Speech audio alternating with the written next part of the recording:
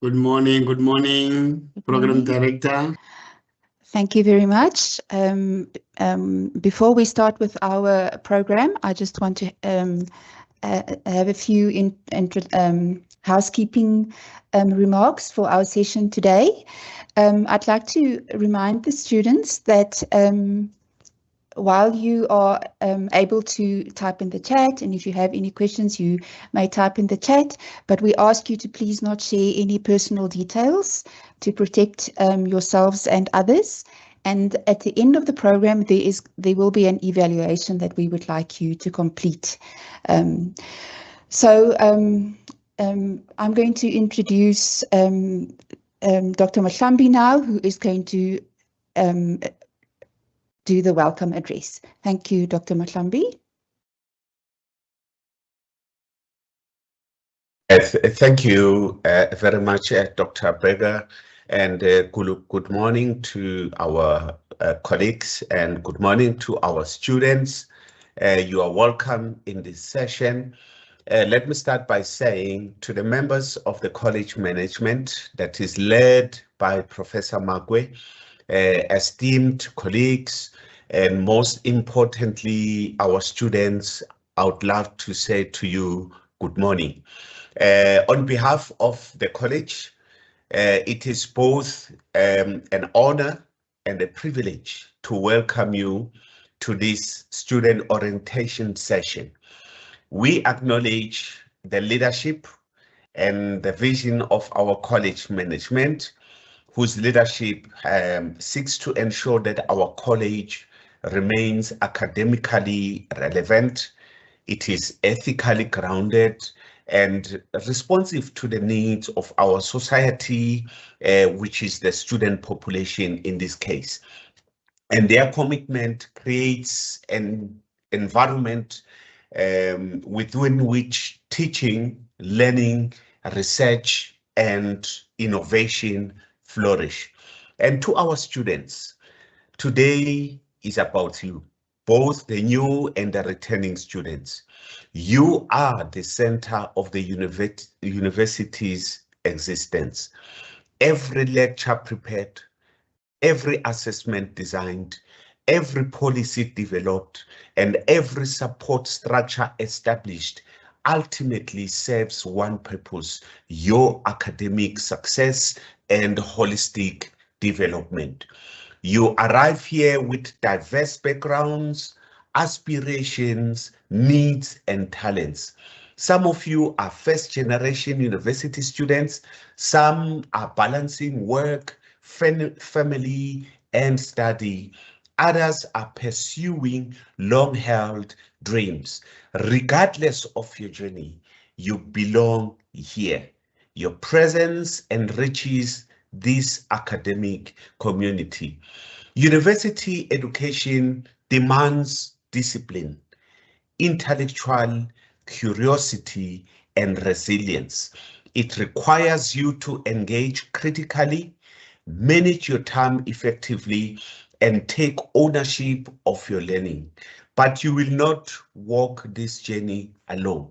Our lecturers, academic units, support units, and administrative teams are committed towards supporting you, not only to succeed academically, but to grow as professionals, as leaders, and as responsible citizens. As you begin this chapter in your life, we encourage you to approach it with seriousness of purpose, integrity in your work, and openness to learning. Build networks with the lecturers, build networks with their peers, and most importantly, believe in your capacity to succeed. Welcome you not only as students, but as value members of this scholarly community. Over to you, Dr. Becker, and thank you. Thank you, Dr. Mahlambi, for that very meaningful and sincere welcome to our students.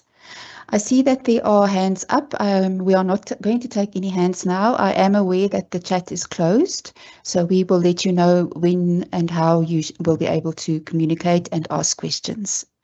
We are now going to move to the first or second item on our program, the message of hope. And I welcome Mr. Hlabisa and Ms. Matabate to deliver the message of hope. Thank you very much.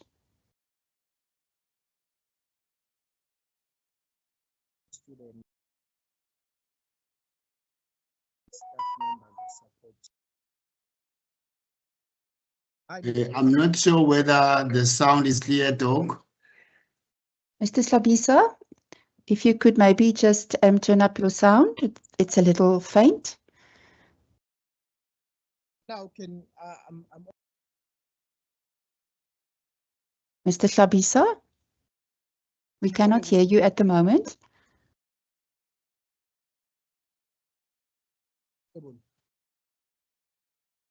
Maybe we can move to Ms. Matabate, Mr. Hlabisa, for now. Ms. Matabate, please go ahead. Thank you. Good morning. Am I audible? Yes, thank you. Okay. Tawela Marareshu, fellow students, academics, and distinguished guests. My name is Ndogozo Pamela Matabate, the president of the College of Education Students Association, which is shortly known as SEJUSA.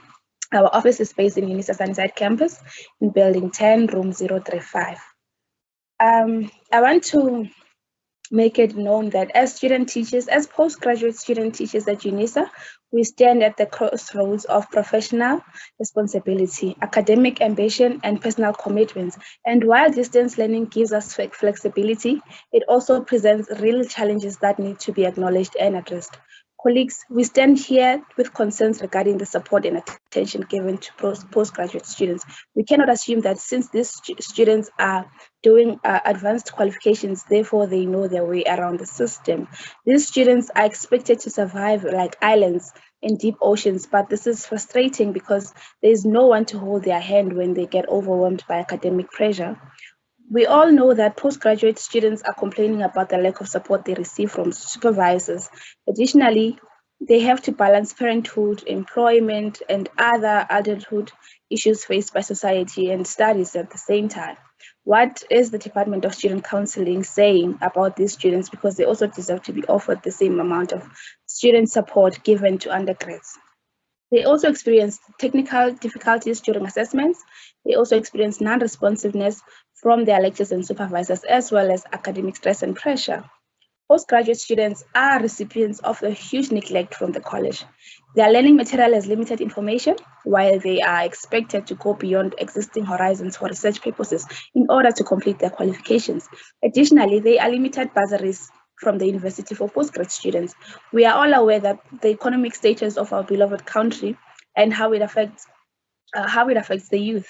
We therefore call for the implementations of means of supporting that can be offered to students who wish to further their studies with UNISA.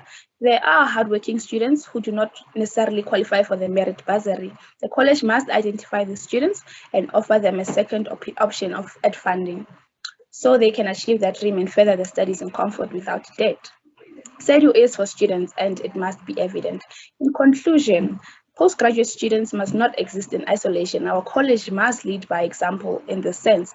We want to see internships advertisements on my UNISA, speaking to SEDU graduates and postgraduate students. Internships that will be there regularly and not after 3-year intervals. And innovation skills programs that equipped our graduates with AI competencies, coding skills, and the likes. Let me just shorten it there. I thank you. Thank you, Ms. Matabate, for your comprehensive and rich message to all of us. Thank you very much. Mr. Hlabisa, are you able to deliver your message of hope? Greetings, colleagues. Morning. Yes, that is much better. Thank you, Mr. Hlabisa. Go ahead. Please go ahead. Technical issues. Mine is going to be very short and simple. My name is Kubeka Nimahlomla Hlabisa.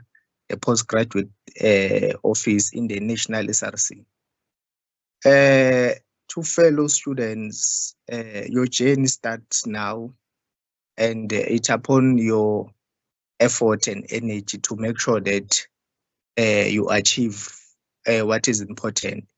It's upon you to change your family background, and also to make sure that you shape your future as the theme of the university. So, and also encourage you to participate in initiative of the university. It's either social matters, so that you are able to become stress-free when you approach your exams, and also to make sure that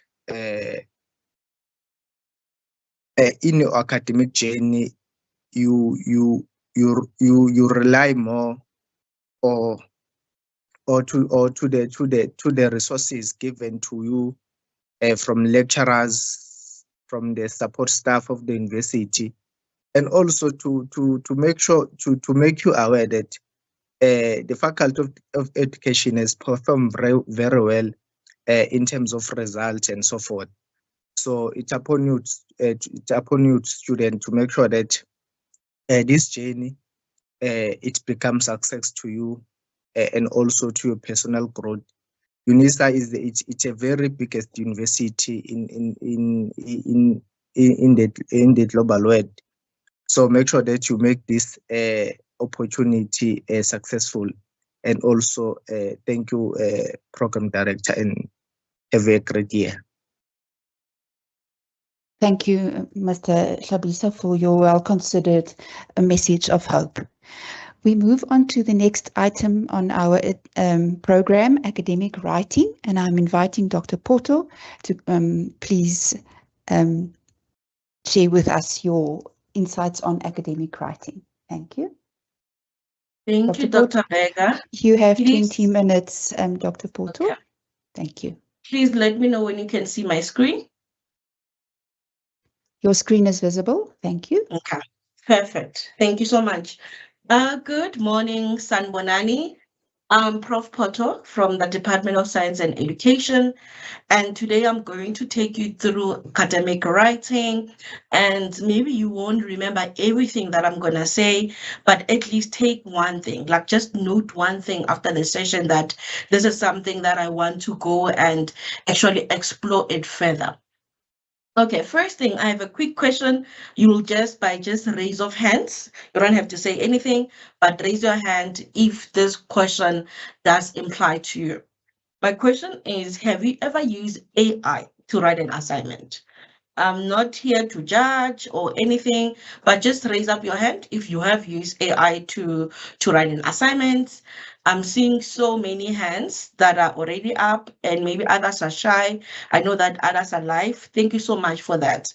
And you will see I use the phrase, have you ever used AI to write an assignment? Thank you so much, and you can take your hands down. And I did not say, have you ever used AI to assist you to write or to improve your writing, but to write an assignment. So as we go through the presentation, note something from that. Okay, so first thing, what is this academic writing? Because I first asked you whether have you used AI to write an assignment. What is this academic writing? Because the moment you complete your studies at UNISA, you should know what academic writing is, and you should improve it. Moreover, now when you want to pursue your postgraduate studies. So when it comes to academic writing, this is when we talk about a specialized form of communication that is used in universities, in research institutions, and also in scholarly publication worldwide. You will see that I bolded the word communication. And the reason I did that is because when it comes to academic writing, it's when you want to communicate knowledge clearly. So just note that one down. If you say, I know how to write academically, it's when you know how to communicate knowledge clearly. And when you communicate knowledge clearly, it's not about just having a good English, simply just able to use good English, or maybe your vocabulary is good, or you are writing using pompous word, you are writing, your writing is very complicated, or you are trying to impress. No, the main purpose of academic writing is to be understood. But as you are understood, you need to write it academically. Okay, I'll talk about that, how to do that. The first thing, there are 4 pillars when it comes to academic writing. So if now we are able to sit down and check, okay, this is how I write my assignments, this is how I write my essay, my report, you need to get it based on those 4 pillars. Number 1, academic writing must be argument driven. So as you are writing, it must be argument driven, meaning you must take a particular position when you are writing. You are not just describing information. We want to see what is your position. Number 2, it must be evidence-based. So your opinion is not enough. When you're writing academically, you can't just say AI is good in education. But who said that? Has the research been done for us to know and have evidence that indeed it is good in education? So it means it must be evidence-based. Your claims must be supported by scholarly sources. Number 3, it must be structured. I mean, all of us, if not most of us, when we went to school, were taught how to draw a mind map. And when it comes to academic writing, that mind map that you learned in school, it can actually help you. It can help you structure your writing. So your academic writing must be structured, meaning your ideas must flow logically. They have to be clear. There has to be a logical progression. And normally when I advise my student is that in order for your writing to be structured, you must use this formula we call a PIL formula, which I will explore it more. Okay, the last one, it must be formal. We come from different townships, different suburbs, and there are those slang words that we have. But when it comes to academic writing, your writing needs to be formal. There are no slangs that you need to use, and you must know which tone you must use. So it means when you're writing academically, language, you must be very cautious of the language that you are using. So these are the 4 pillars of academic writing. So the moment you say, I know how to write academically, we'll be looking at, can you make an argument? Is it evidence-based? Is your writing structured? And also, is it formal? One of the mistakes that students make, whether in their undergrad and also in their postgrad, is describing instead of arguing. So this is something that you need to keep practicing so that you can get it right. Most of the students, they describe instead of arguing. What is your position? If I can give you one example here, somebody can say, a student can say, whether in their essay, in their report, AI is useful in education, okay? But you are describing. We don't know what is your position. You are just saying AI is useful in education. So this states a fact, you are stating a fact, yes, but you are not making an argument. You are just stating a fact. You are not making an argument, or you are stating an opinion in a way. But it does not give the reader something to engage with or to evaluate. So if I can say AI is useful in education, you're not really giving me that a space for us to engage with it. So if now we can improve it, when you take a position, you can say AI can enhance productivity in education. So now you are telling us your argument, you are giving a position, but over-reliance may undermine deep learning. And then you are even cite who said that. So I think now one thing then you can take away from here is that as you write, check your writing. Are you describing, or are you evaluating your work, ensuring that you are writing academically? And also, when you over-rely on AI and you don't know how to write academically, you are not even able to see that, but this ChatGPT is just describing, So please note that one down. So I stated earlier on that in order for you to check if you're writing academically, use the PEEL formula. Write it down. Like write it down somewhere, put it there as you're writing your assignment. Check your assignment whether, okay, am I using a PEEL formula? Is it working? Is it not working? And what do I mean by PEEL? The P stands for point. What is your claim? So as you're writing academically, always remember you must have a claim, you must have a position. What is your point? Number 2, evidence. Is it supported by evidence? Can we see that, okay, there are researchers that have researched about it? Is it true? Explain it. This one, very, very, very important. Moreover, if you are doing your postgraduate, you're writing your thesis, you're writing a dissertation, do not just describe, because we find that our students, they have a problem of describing instead of now when they have to interpret the evidence. Interpret this evidence. What does this evidence mean? And then now connect it to the argument. That first argument that you started with, now connect it as you are interpreting. So if you want to remember everything that I said so far, just write a PEEL formula down as you are writing your essay, and always just check and bounce it back that am I writing academically or am I not doing so? So now there is a tone of academic, a tone when it comes to academic, it matters a lot. And the more you actually write academically, it's the more you'll be able to see that, okay, I think my work is good now, or no, I'm not doing well. We like using the word thing. Oh, this thing is good, so it needs to be used in education. What do you mean thing? So you must be specific. Is it an issue? Is it a factor? Something. We like using the word something, but it's not academic word. How about an aspect or topic? What is that something? Be specific. The word like students, they use it a lot. They like using the word like. So now be specific. What do you mean as you are writing that report, that assignment? Instead of like, can say such as, or for instance, little, big. How about you use words such as small, large, good, bad? How about positive? Is it negative? Get rich, get better? How about prosper, improve? Lots of? How about significant amount? How about considerable number? So there are a lot of words that I can share with you that we use every day, but that are not academic, But the more you get used to it, the more now it can get better. But you need to then teach yourself. And how do you do that? By reading scholarly work. If we can use it in a sentence for you to see that, okay, this is not academic writing. This thing is important. When you are writing your assignment, then you say this thing is important, but it sounds better when you say this factor is very important. Then now a reader can see that, okay, this is academic writing. It's crucial to develop skills like teamwork. How about to say the development of skills such as teamwork? You see, the tone now is different, and you will only get it right the moment you are intentional about it. This studies focus on a big population. When you think of the word big, you think, but isn't that academic? But it sounds better when you say this study covered a large area of. You see, there is a difference. These findings were good because you may think, but the word good, is it academically? These findings were good. How about this finding have several positive aspects? The research found lots of evidence. How about you saying the research found a significant amount of evidence?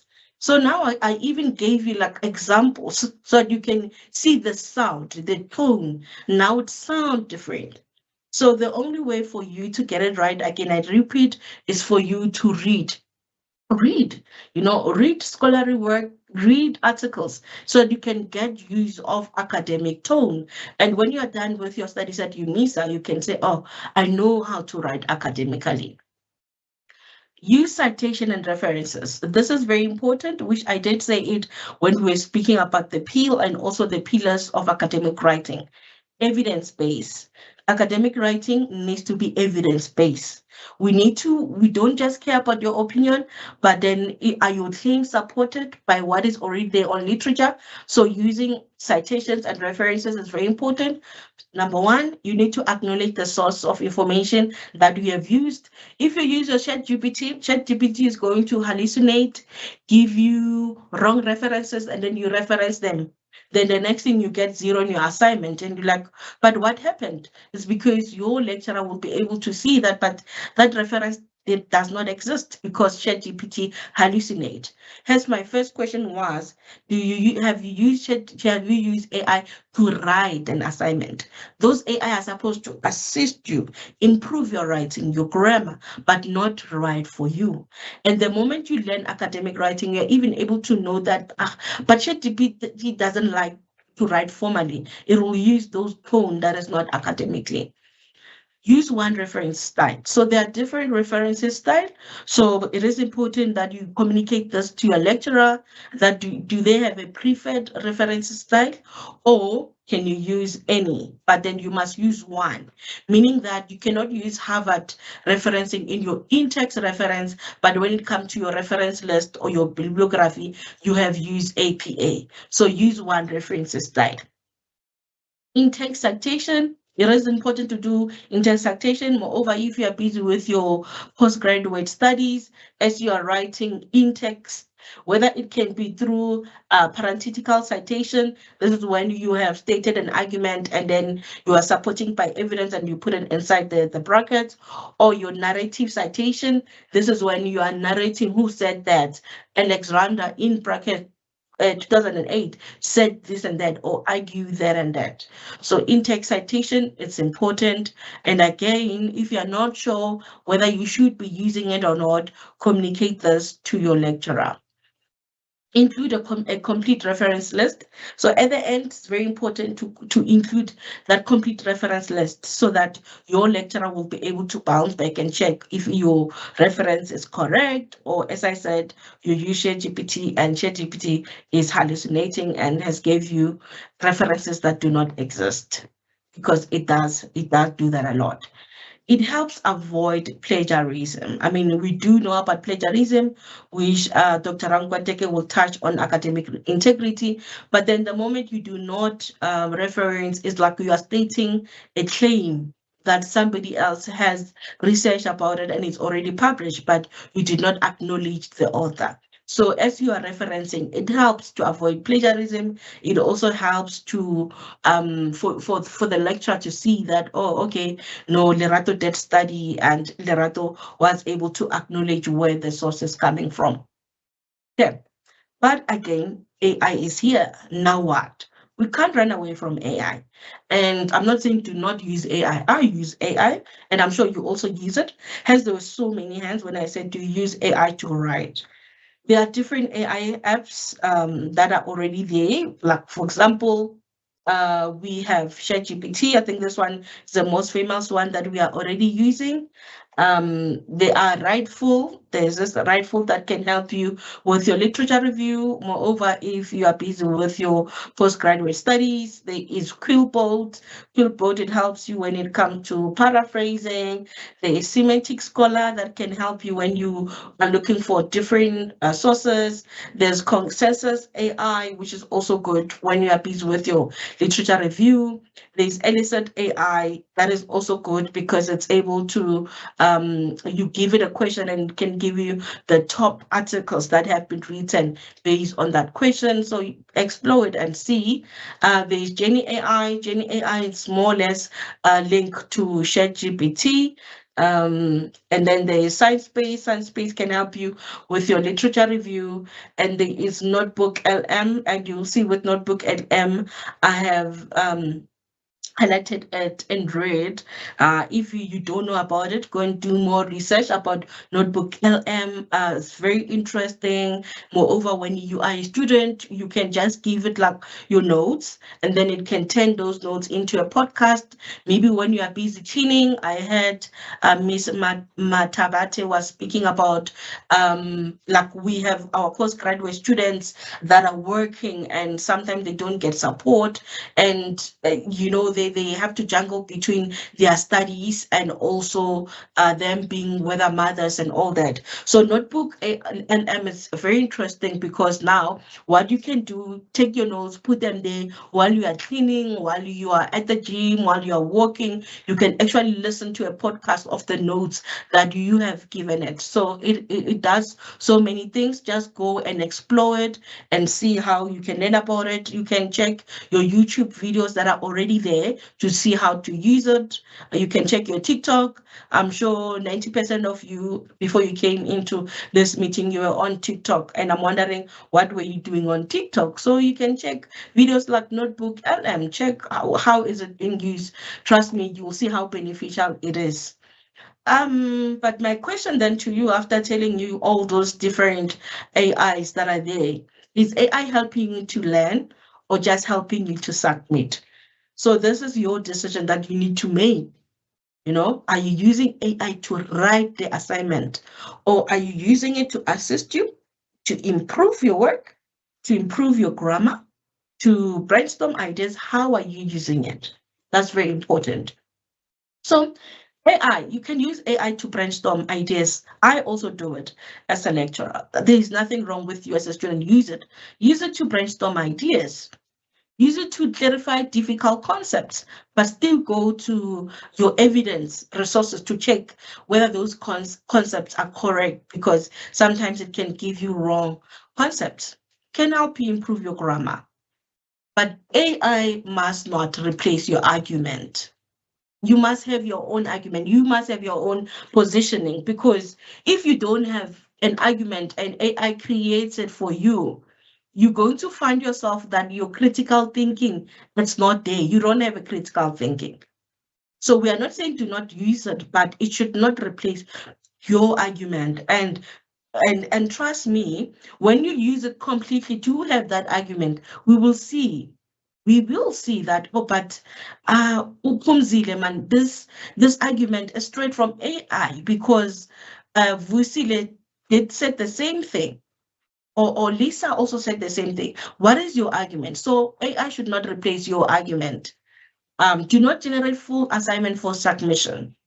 So even if you use it, do not generate full assignments for submission. You are also not doing justice to yourself. Only that we will note it down, and then Dr. Ramkweta will tell you what will happen to you the moment we have seen that you have generated this full assignment from you, whether ChatGPT or Gen AI. So that is your responsibility as well. So do not generate full assignment from these AIs. It's not worth it.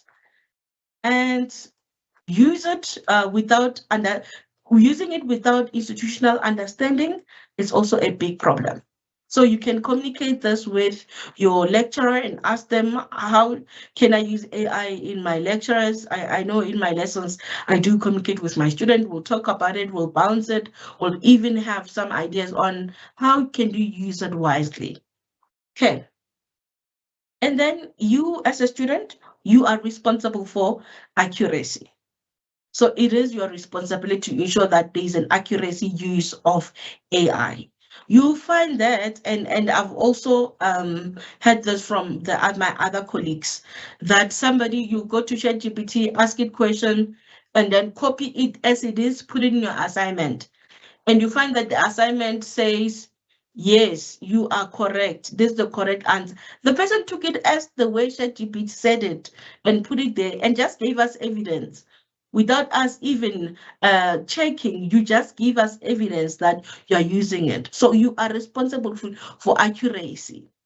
If your ChatGPT, your Gen AI does not give you correct information and you give us that information as it is, that is your issue then now. So please, you are responsible for accuracy. You are responsible. Prof. Poto, you've got 5 Yes. minutes before we, no problem. we talk. Thank you so Sorry. much. Thank you. Thank you so much, Dr. Beggar. You are responsible for referencing. When it comes to referencing it correctly, that is your responsibility. And as I said, ChatGPT hallucinate. It will create its own references. So it's very important for you to ensure that you are using the correct information. And then integrity, you are responsible for using it correctly. And I'm happy that there's going to be a presentation on academic integrity. Disclosure where required. If you have used an AI, it's very important for you to disclose that you have used it. If you don't disclose it, also that's plagiarism, because you are not disclosing that I have used AI. So it's very important, again, communicate this to your lecturer, ask them, okay, should I disclose that I've used it? How do I disclose, so that they can give you an idea on how one can disclose it? Again, lastly, AI is a tool, but you are accountable on how to use it. We're not saying to not use it. You should use it. We are using it. You should use it. But it is just a tool. You are accountable for using it correctly. Thank you so much, Dr. Berger. Over to you. Thank you very much, Professor Porto. I apologize for getting your title wrong. Professor Porto, thank you so much for your detailed, interesting, and very practical presentation. Thank you very much. We now move on to Dr. Rankweteke, who will talk to us about academic integrity. And you have 20 minutes, Dr. Rankweteke. Thank you.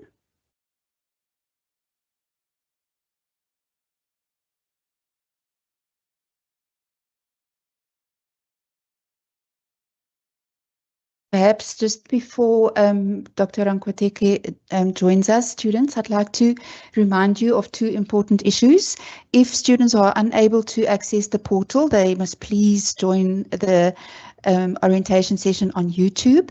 And please, no personal exchanges are allowed on the chat. The chat was created purely for questions about this orientation session. Please refrain from personal exchanges in the chat. Thank you very much. Thank you so much, Chair. Am I audible? Yes, you are. Thank you, Dr. Rankweteke. Thank you. If you can put your presentation in presentation mode. There we go. Perfect. Thank you. Good morning to the students. Good morning to all the colleagues. Protocol observed. My name is Dr. Puling Edwin Rankweteke. I am the chairperson of academic integrity in the College of Education. What we are going to be talking about, or I be presenting about, is the academic integrity.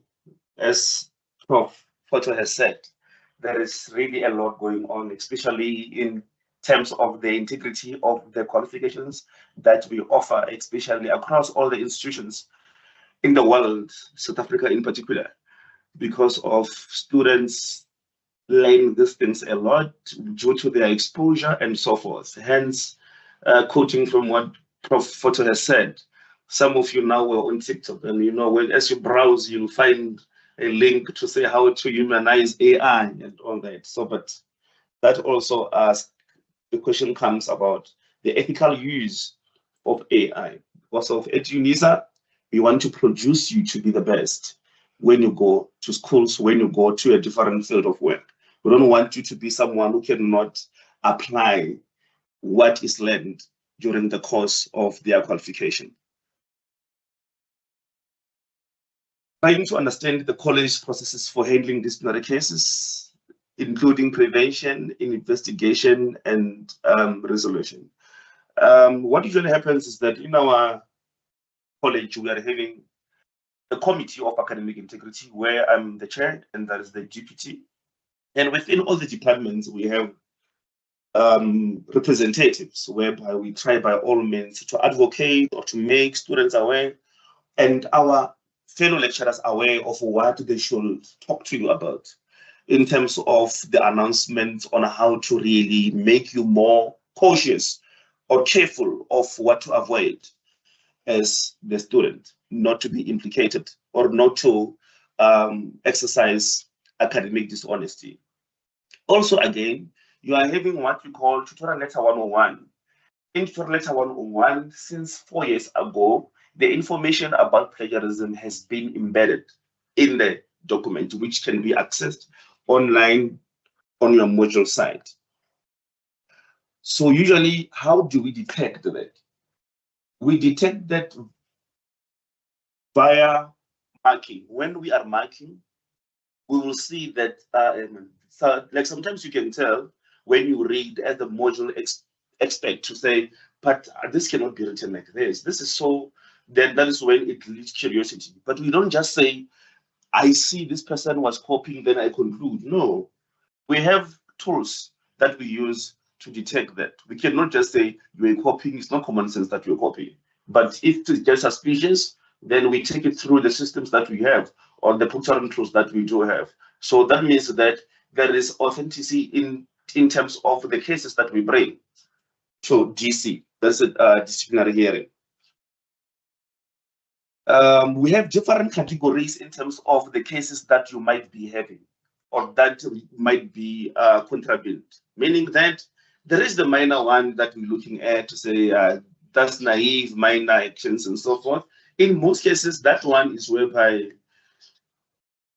yeah, you just didn't understand of what really has to happen and all that. And if you admit guilt based on what should have transpired, that is whereby things happen in a way that, like I say here, we have 3 categories. Most commonly fall under category 1, which is NQF5 and NQF6. NQF5 is your highest certificate, NQF6 is your diploma. Then for first time usually for first time offenders, usually we give students 0 if they do agree to the alleged act of plagiarism. So this is how serious it gets, to say that, you see, this time, there's a time whereby we had a backlog. We had about 2,135 outstanding cases. This tells you exactly that we were having a lot of cases.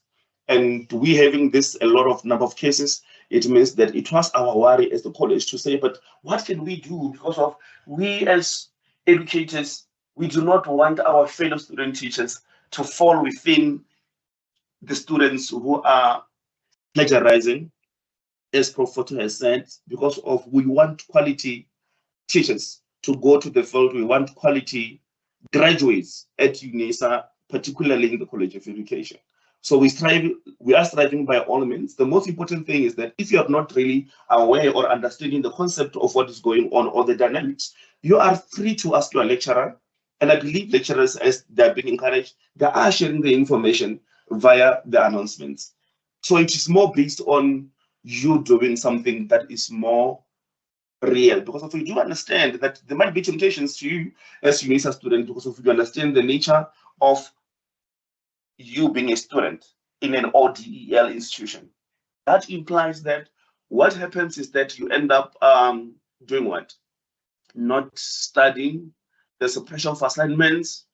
Then Dr. Ramko can send you an WhatsApp or on Telegram, you see something, because of we are aware of the third parties which have your numbers. I don't know how, but our legal team is busy with that, because of we know some students come and complain to say, I received an SMS, I'm being offered assistant, I must pay this amount of money. On Telegram, there are groups whereby if you go to Telegram, you type your module, then you see that, oh, my module is here. Then that's where most students are gathering there and giving each other wrong answers, or answers that they take it as raw as it is. As Prof. Photo has said, we are not saying don't use AI, but use it ethically and efficiently. You cannot do a module, for example, MNP 1501 for the year 2024 or 2025. Then you know nothing on how to apply that when you get into a classroom. That is not possible, and we don't want that. We are saying use AI as a form of take it like a textbook. When you take it like a textbook, what happens there? You read, then you understand, then you go back to what Prof. Photo has been emphasizing, you paraphrase. And this is what I normally say. Paraphrasing doesn't mean that you change ways. Like this is go, you say going or something, I don't know. But paraphrasing doesn't necessarily mean that you must swap words. You don't swap words. No. You write the idea of that person in your own words. That shows understanding. And you still quote or reference that person. And also, again, with the tools that we are using with the tools that you are using, you should be able to understand that sometimes I'll show you something, then you will see and understand. My point is that when you are using AI, for example, you are using ChatGPT, it should be that thing to say how many people are using it. For example, in MIP 1501, that's a module that I'm lecturing. I'm just giving an example with it because of I have so many contents about it. For MIP 1501, for example, we have about over 7,000 students. How many out of the 7,000 students, how many students do you think are going to use the same app you are using and write information the same way you are writing it?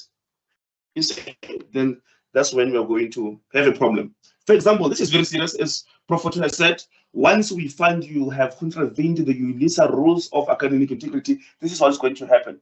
This is what happened last year. We had in 2025, we had about 101 cases for only college of education. We talk about students who went through disciplinary hearing.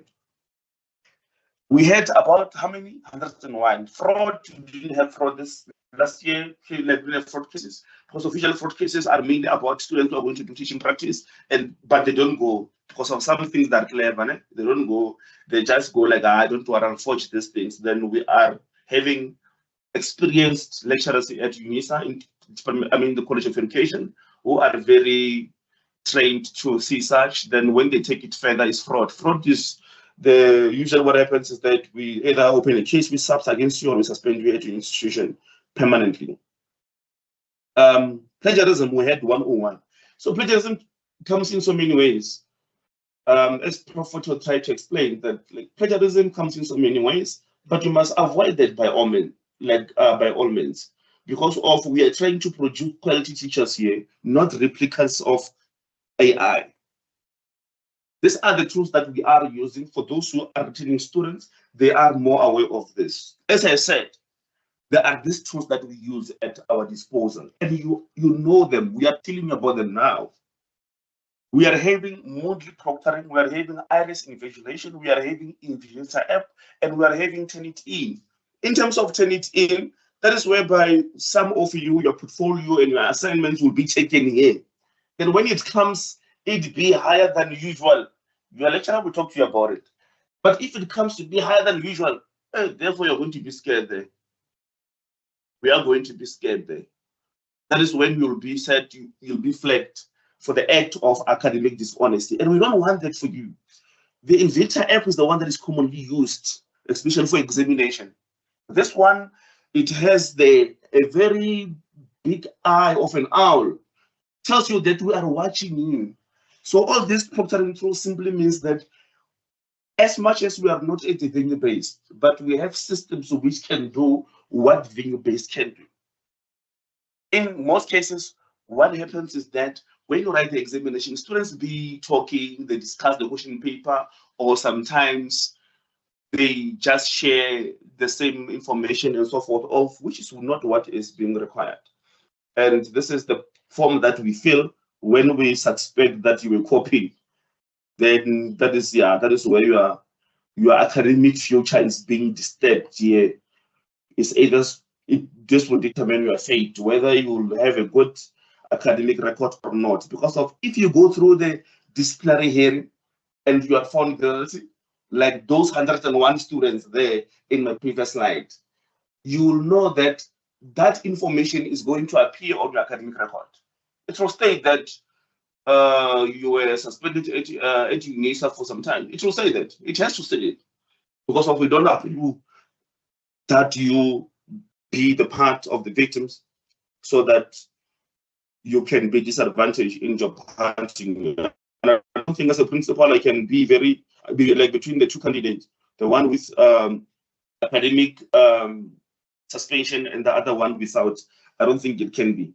But also again, there is what we call compulsory academic integrity. That is what the university is doing. The university is aware that our students are suffering. Our students, they don't know. As category one says, naive, whatever that like the reason can be. But what happens is that now what we're saying is that UNISA came through to say this is what is going to happen. This is what we have. We have the compulsory academic integrity course that all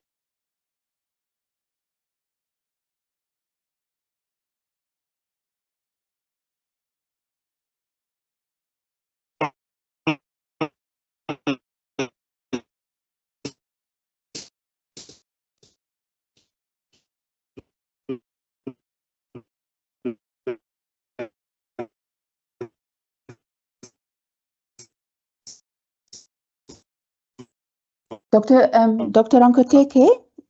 Rankoteke, we are unable to hear you. You are breaking up.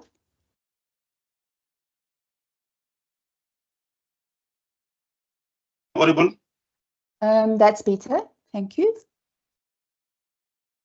Please go ahead. Sorry about that. Yeah, the network is, Thank you. yes, the weather is bad this side. The new got bad, just to try to finish up. I'm almost done. So this academic integrity course, what it does, it helps you conduct yourself according to ethical conduct, such as learn how to avoid academic misconduct, develop basic academic writing and referencing skills. That is the extension of what Prof. Photo was talking about. Explore the responsible use of digital tools, including artificial intelligence. That's what I was touching on earlier on. And then the completion of the task is compulsory. And as we have said, it is important for ensuring that the values of the UNICEF qualifications and fostering a culture of trust and respect within the academic. So what are the consequences of that? Obviously, if you have alleged to be found that, then you'll be going to disciplinary hearing, and you are more likely to be punished depending on the category. Usually, like I said, we suspend students. We suspend students every day or every year, and we don't want to. Hence, I told you about the 101 students which are there. It's very painful. Some of you come and cry, you forgot that whatever that you were doing, it was more on whatever that you were doing, it was not ethical. And that is something else that you really need to look into. And we do not want that for you. We want you to understand that if you submit a task using a certain AI tool, obviously, out of 7,000 students in your classroom, others are going to use the same. And our systems are going to flag you. During an examination, when you write an exam, if you talk to if you talk to Prof. Photo, the system will capture that, will flag that you were talking to her during the examination. And the content therefore will be used as evidence and will be suspended. So when you write an examination, in part of examination, you must keep quiet all the time. We only want to hear you maybe sweating, maybe turning pages or something like that. But we can't, the system cannot flag you when the dog is barking. They can't do that. But also, again, another thing that we do, we listen to what the lecturer listen to what the system flagged you on. So meaning that if the system has flagged you wrongly, then the academic lecturer will be able to say this was wrongly flagged, then they will approve it manually. So there is no way in which you can be flagged wrong or your results can be withheld unfairly. So as I said, we have fraud cases and we have plagiarism, and yeah, this is I can open it due to POPI Act. We have about 101 students who were affected last year. Remember, stop corruption. UNISA has zero tolerance for any form of dishonesty or cheating activity related to exams, including contact cheating. So the only thing to do to avoid that as a UNISA student is what? Simple. Let me tell you the recipe. Be careful of your due dates. Don't wait until the last day for you to submit an assignment. Write an assignment on time. When you have time, immediately write it, then submit it. Write it, then submit it. When the exam timetable is out, revise, study, so that you won't be the victim in this regard. As I close with a quote by Chris Jami, when you have wit of your own, it is a pleasure to credit other for theirs. I thank you, Chair. Thank you, Dr. Rankoteke, for your very comprehensive and well thought through presentation on this critical. All issues are critical, but academic integrity is something that we regard as a critical issue for all of us, and as we continue to learn and grow in higher education. Thank you very much, Dr. Rankoteke. Next, we move on to teaching practice placement and supervision. And we have got Mr. Masango and Ms. Mbuke who will be addressing us. Thank you very much. Over to you, colleagues.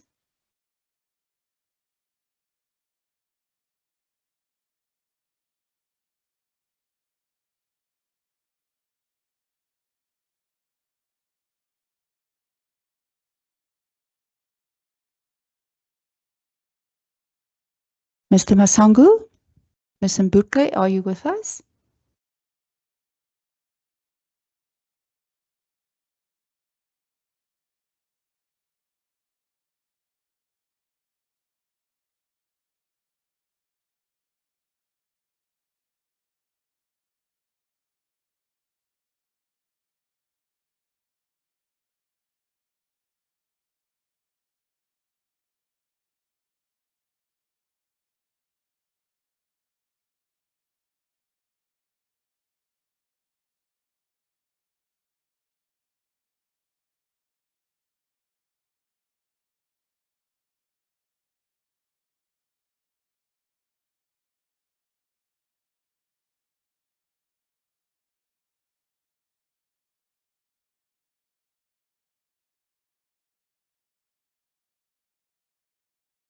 We are going to move on to the next item after teaching practice, and we'll move teaching practice to a later slot.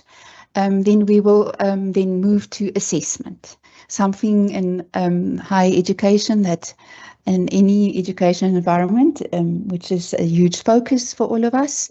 And I'm going to invite Ms. Mashudu and Mr. Modiga to present. Thank you very much.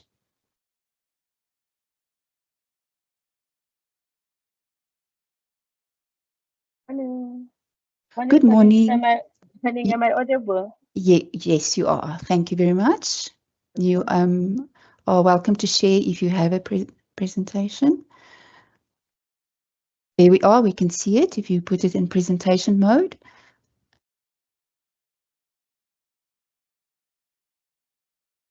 Okay.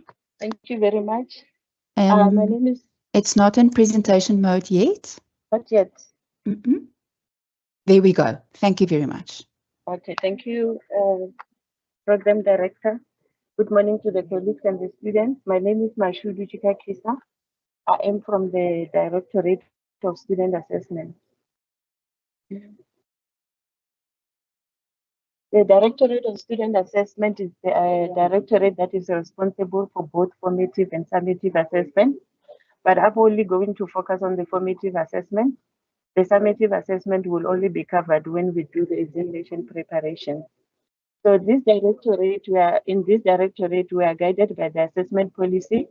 It guides all our processes to ensure that we are consistent in how we support the students and handle different queries. So formative assessment, in the interest of time, I'll just read what I have here on the slide. It's assignments that are given to the students by the lecturers to help them practice skills, apply knowledge, and demonstrate understanding of the module content. So here I've also indicated the reasons why we are encouraging all the students to submit all the assignments. Firstly, it helps them engage with the module content.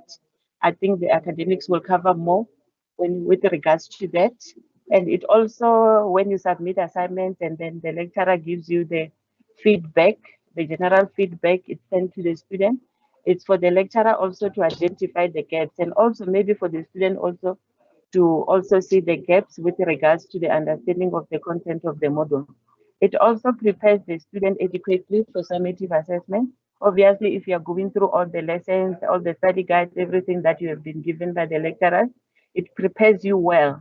And then you will do well when you go and write the final assessment. From the Directorate of Student Assessment, we encourage it also, because when you get marks for the formative assessment, that marks combined, we call them a year mark. So all the students, they require a year mark, because also it also boosts them when we do the calculation of the final mark. I think I will explain it further when I go to the other slide. So for the student to get a year mark, they need to submit assignment.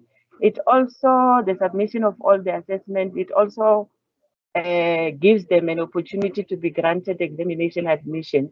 So when the students are registered, they don't automatically go and write examination. Based on the submission of assessment, the year mark and different things, then we give them approval to go and write examination. So failure to do the submissions of assessment might prevent them. They might not be granted examination admission. So yeah, that's why we are encouraging students to submit all the assessment. We have got different types of formative assessment: individual assessment, group assessment, and peer assessment.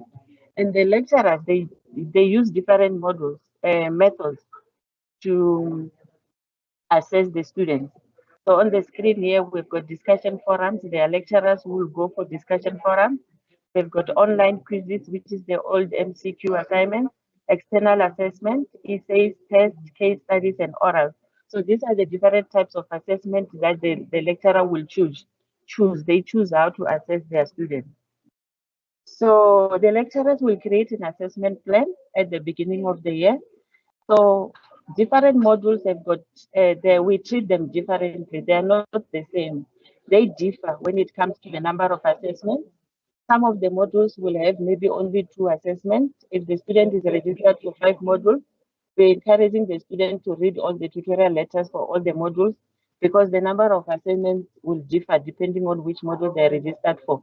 So, for example, meaning that if you are registered for one module and you are only expected to submit 2 assignments, it doesn't mean that on the other modules you will only be expected to only submit 2 assignments. Hence, we are saying they differ depending on the preferences of the lecturers when they create assessment plan. The weight per assignment, it also differs. We've got modules where assignment number 1 and assignment number 2 will both have maybe 50-50, but other lecturers will say, in my module, assignment number 1, I want it to have a weight of 30%, and the other one 70. And we have those lecturers that will also say, I only need to have 1 assignment, and the second one will be summative, and for that 1 assignment is 100%. So can you see already, if it's 100% and you don't submit that assignment, already your year mark is affected, and also you won't be able to write examination, because we won't grant you examination admission. We also have weight towards the final mark. The lecturer also decides that. Majority of the modules, they will say is 20% towards the final mark, that is the year mark, and the summative part will be, let's say, 80%. But we have other modules where it's 40, 60, 30, 70. So the student must pay attention to that, because the contribution towards the final mark also differs depending on the modules that they are registered for. Methods of assignments, those are the discussion forum, the test, everything that I've already indicated. It also differs depending on the module. We've got due date and the closing date. So it's different dates for all the modules that the students are registered for. And the submission platforms also. There are assignments that are submitted on my modules, and we have got those modules that have got tests also. Their submission platform will be my exam. So it also differs depending on which module you are registered for. The examination admission criteria, I'll skip this because I've got another slide that talks to this one. And then we've got continuous assessment. Continuous assessment is the types of assessment where students are assessed using different methods. And this continuous assessment, you may find that they've got maybe assessment from 1 up to 7. 1 up to 7 will be different methods that is being used there with also different weights. So there's no examination for continuous assessment. The examination admission, it's automatic. So all the students who are registered for continuous assessment, they will get an automatic examination admission. So the percentages that they get for all the assessments, it comes towards the final mark. So we combine all of them based on the weight that has been indicated by the lecturer, and then we come up with a final mark. So there is no examination. And then there's no supplementary, and there's no agro test. So the student need to pay attention to this. When you are registered for continuous assessment, you need to get 50% to pass the module.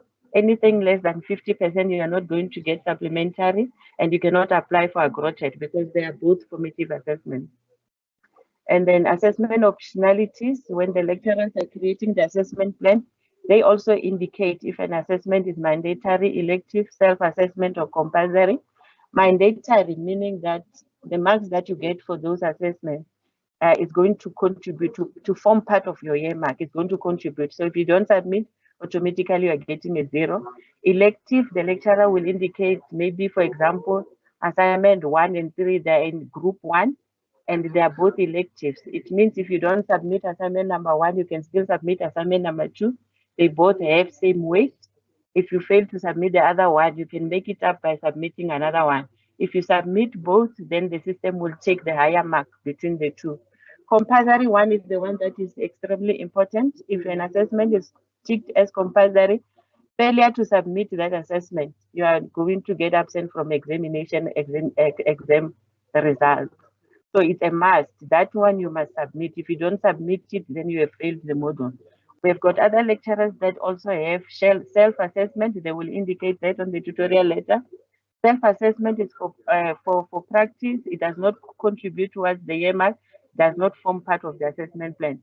So if you do it and you get 100%, that 100% is not going to be used on your year mark or during the calculation to the final mark. And then we've got different examination admission criteria. The first one being submission of any assessment that is submitted before we run examination admission. Other lecturers will indicate that maybe the student needs to submit 2 assignments to get examination admission. And there are those that will say maybe 40% or 50% year mark will get student to be admitted to write examination. Automated admission is that one of a continuous assessment where management approved that those students who are registered for those modules, they will get auto admission. So the students are encouraged to pay attention to these different criteria because we don't know which one your lecturer is chosen for which module. So it's very important because you cannot call and say, I submitted one assignment, but I was not given examination admission. And only to find that when you go to your tutorial letter, your lecturer indicated that you need to have 40% year mark to be granted examination admission. I think it's Dr.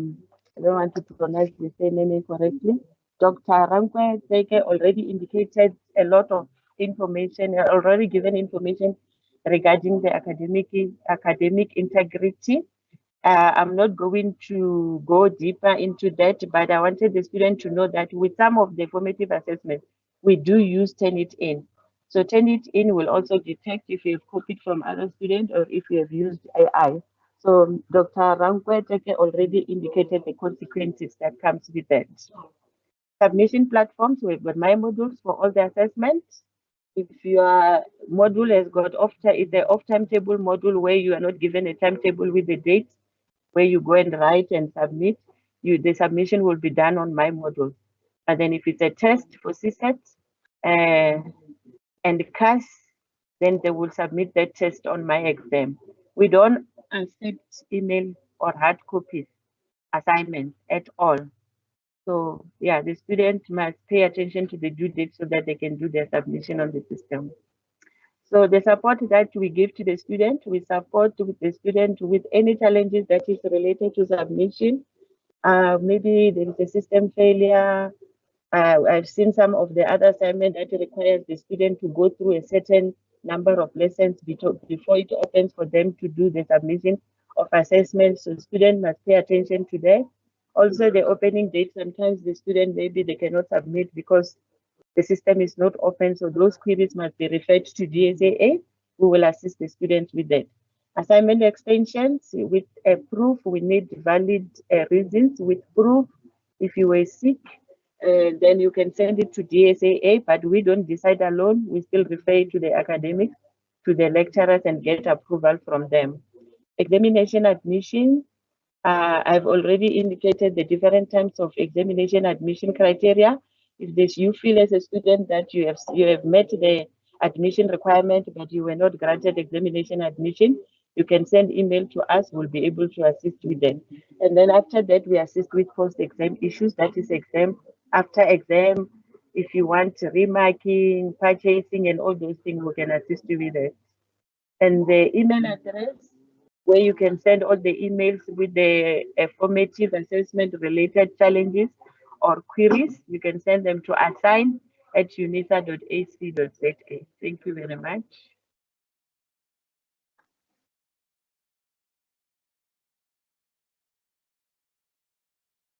Thank you very, very much for this presentation.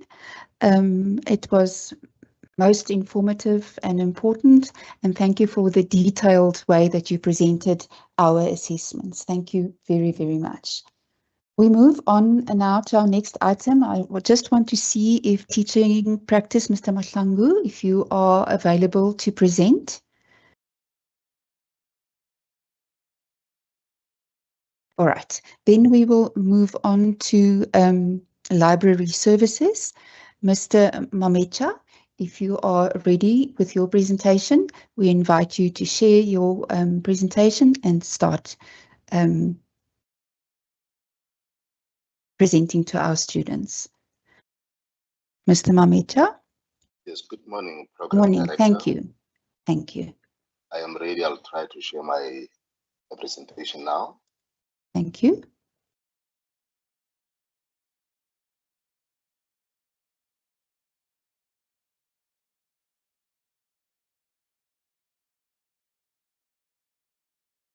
It's the wrong one. It's a minute.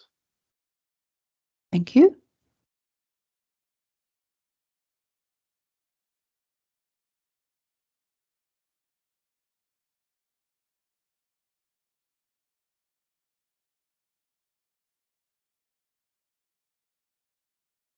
There we go. I hope you can see it properly. We can see your screen. Thank you very much. We can see your presentation. Please go ahead. Thank you. Again, good morning to my colleagues and our dear students. My name is Joe Mameja, a branch librarian here at UNISA. I'm with my colleague, Mahlatsi Mutimele.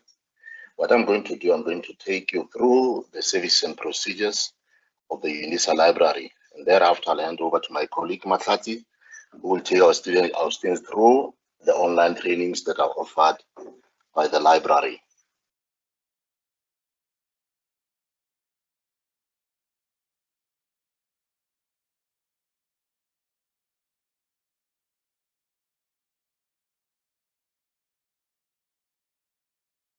These libraries are found in all regional offices of UNISA, and they are consisting of 12 branches across the country, including the one in Ethiopia. We have UNISA libraries in Cape Town, Florida Science Library, KwaZulu-Natal, Ethiopia in Addis Ababa, Tlabera, Ekurhuleni. Then we also have them in Polokwane, Pretoria main campus in Macleneuk, Rustenburg, Nelspruit, Graduate School of Business Leadership, and Sunnyside. Now, our library hours at present are as follows. The library opens at 7:45 and closes at 16 hours, Monday to Friday. Please note that we are closed on all public holidays, including Sundays. We are also closed between Christmas and the New Year. Move to the next slide. What collections are we having in the library? We have the study collection. Now, in the study collection, that is where we are housing our prescribed and recommended books the students can request.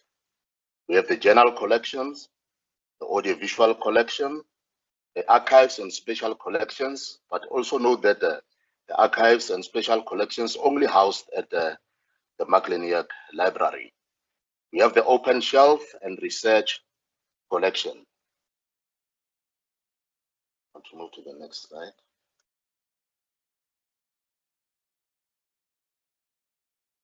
Can you please go on and see? Oh, there you go.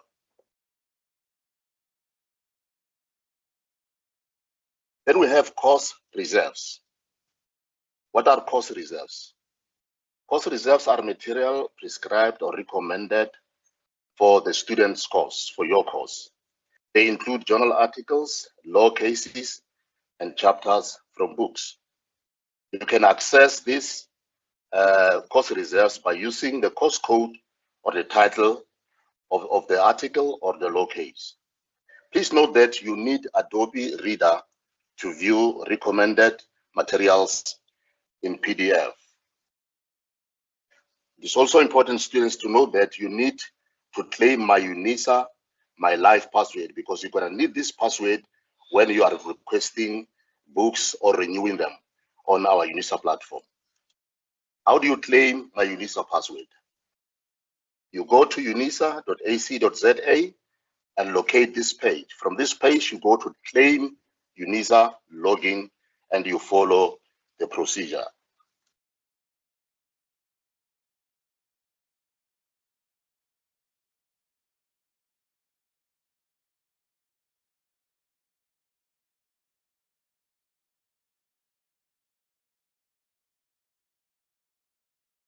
On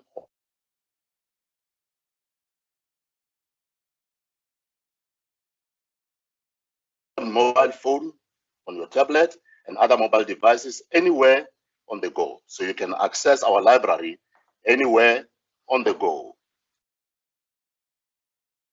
Please remember that when you have requested books from the UNISA library, you need to renew them. When you request a book, you'll find that it is stamped with a due date stamp, whereby you must renew or return the book by that due date. How can you renew your book? You can renew your book online via the catalog, via your mobile device at m.oasis.unisa.ac.za. You can renew it via the library app or telephonically at +27 429 2361 or 3132 or 2971.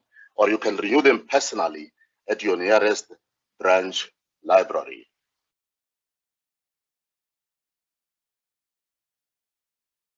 Borrowing and requesting books. You are allowed to borrow or request books from the library. As an undergraduate student, you are allowed 8 items, including audiovisual material, for 21 working days. Postgraduate students, 16 items for 42 working days. And short learning courses, 4 items.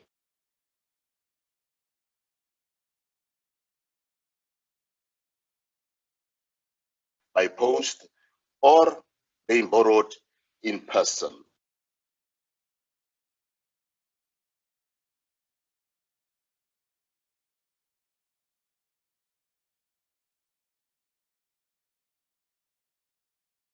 How do we deliver books or devices to our students? UNISA Library uses 2 ways to deliver your requested books or devices to you.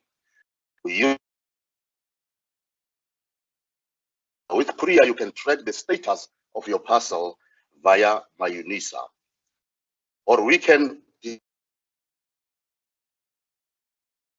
libraries.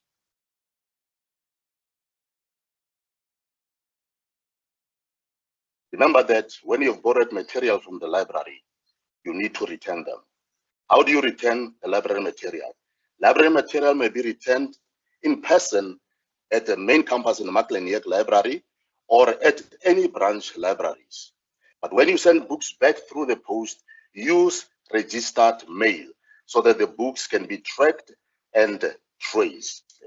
When you courier the book back to the library, please use the following address: UNISA Library, 1 Prila Street, Anton Lembede Building, Maclean 0003. When you post the books back to us through registered mail, post it to UNISA Library, PO Box 392, Maclean 0003. Now we said when you borrow a book, it comes with a date stamp by which the book should be returned to the library. You must note that you are liable for the cost of returning the library material back to us. And if you do not return the library material on due date, a fine of R5 per book per day will be issued to your account. And if you don't pay that fine, the possibility is you'll be blocked from using or requesting material from the library. You'll be blocked from re-registering. So it is important that you return the books on time. And if there is a fine on the book, please make sure that pay the fine before it accumulates. I'm now going to hand over to my colleague, Matlasi Mutimele, who will show you how you can register for the online courses that we offer in the library. Thank you very much and have a great day.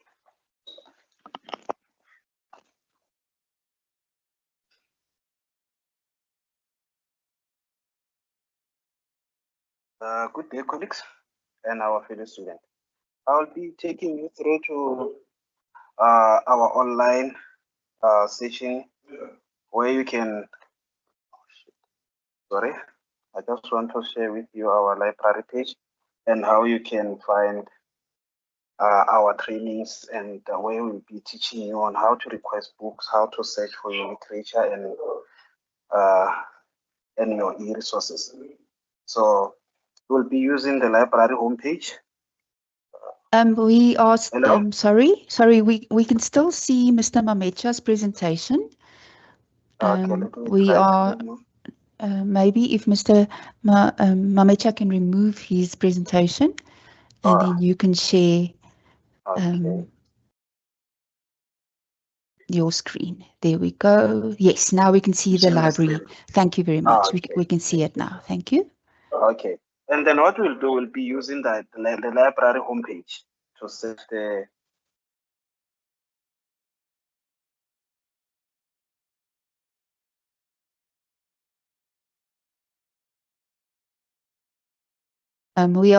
we can't hear you. We can see your screen, but you are not audible now.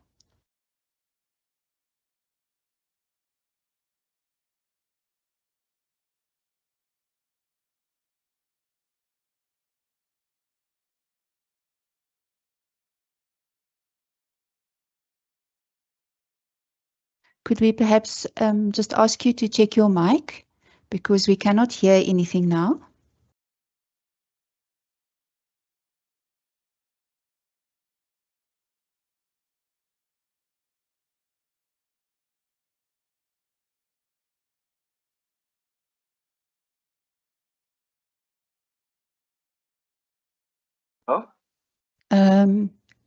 Yes. Now let me. It was a network challenge, yes. Thank you. We can hear you now. Please go ahead. Thank you. Oh, you are breaking up. We can't hear you now.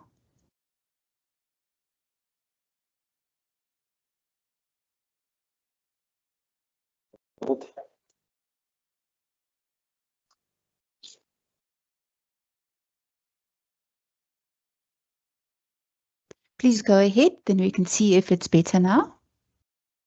Okay, sorry about that.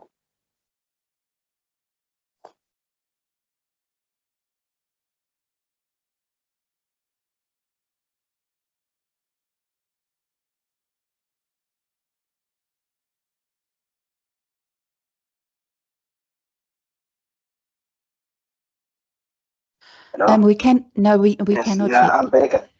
I'm back again now. Okay, please go ahead.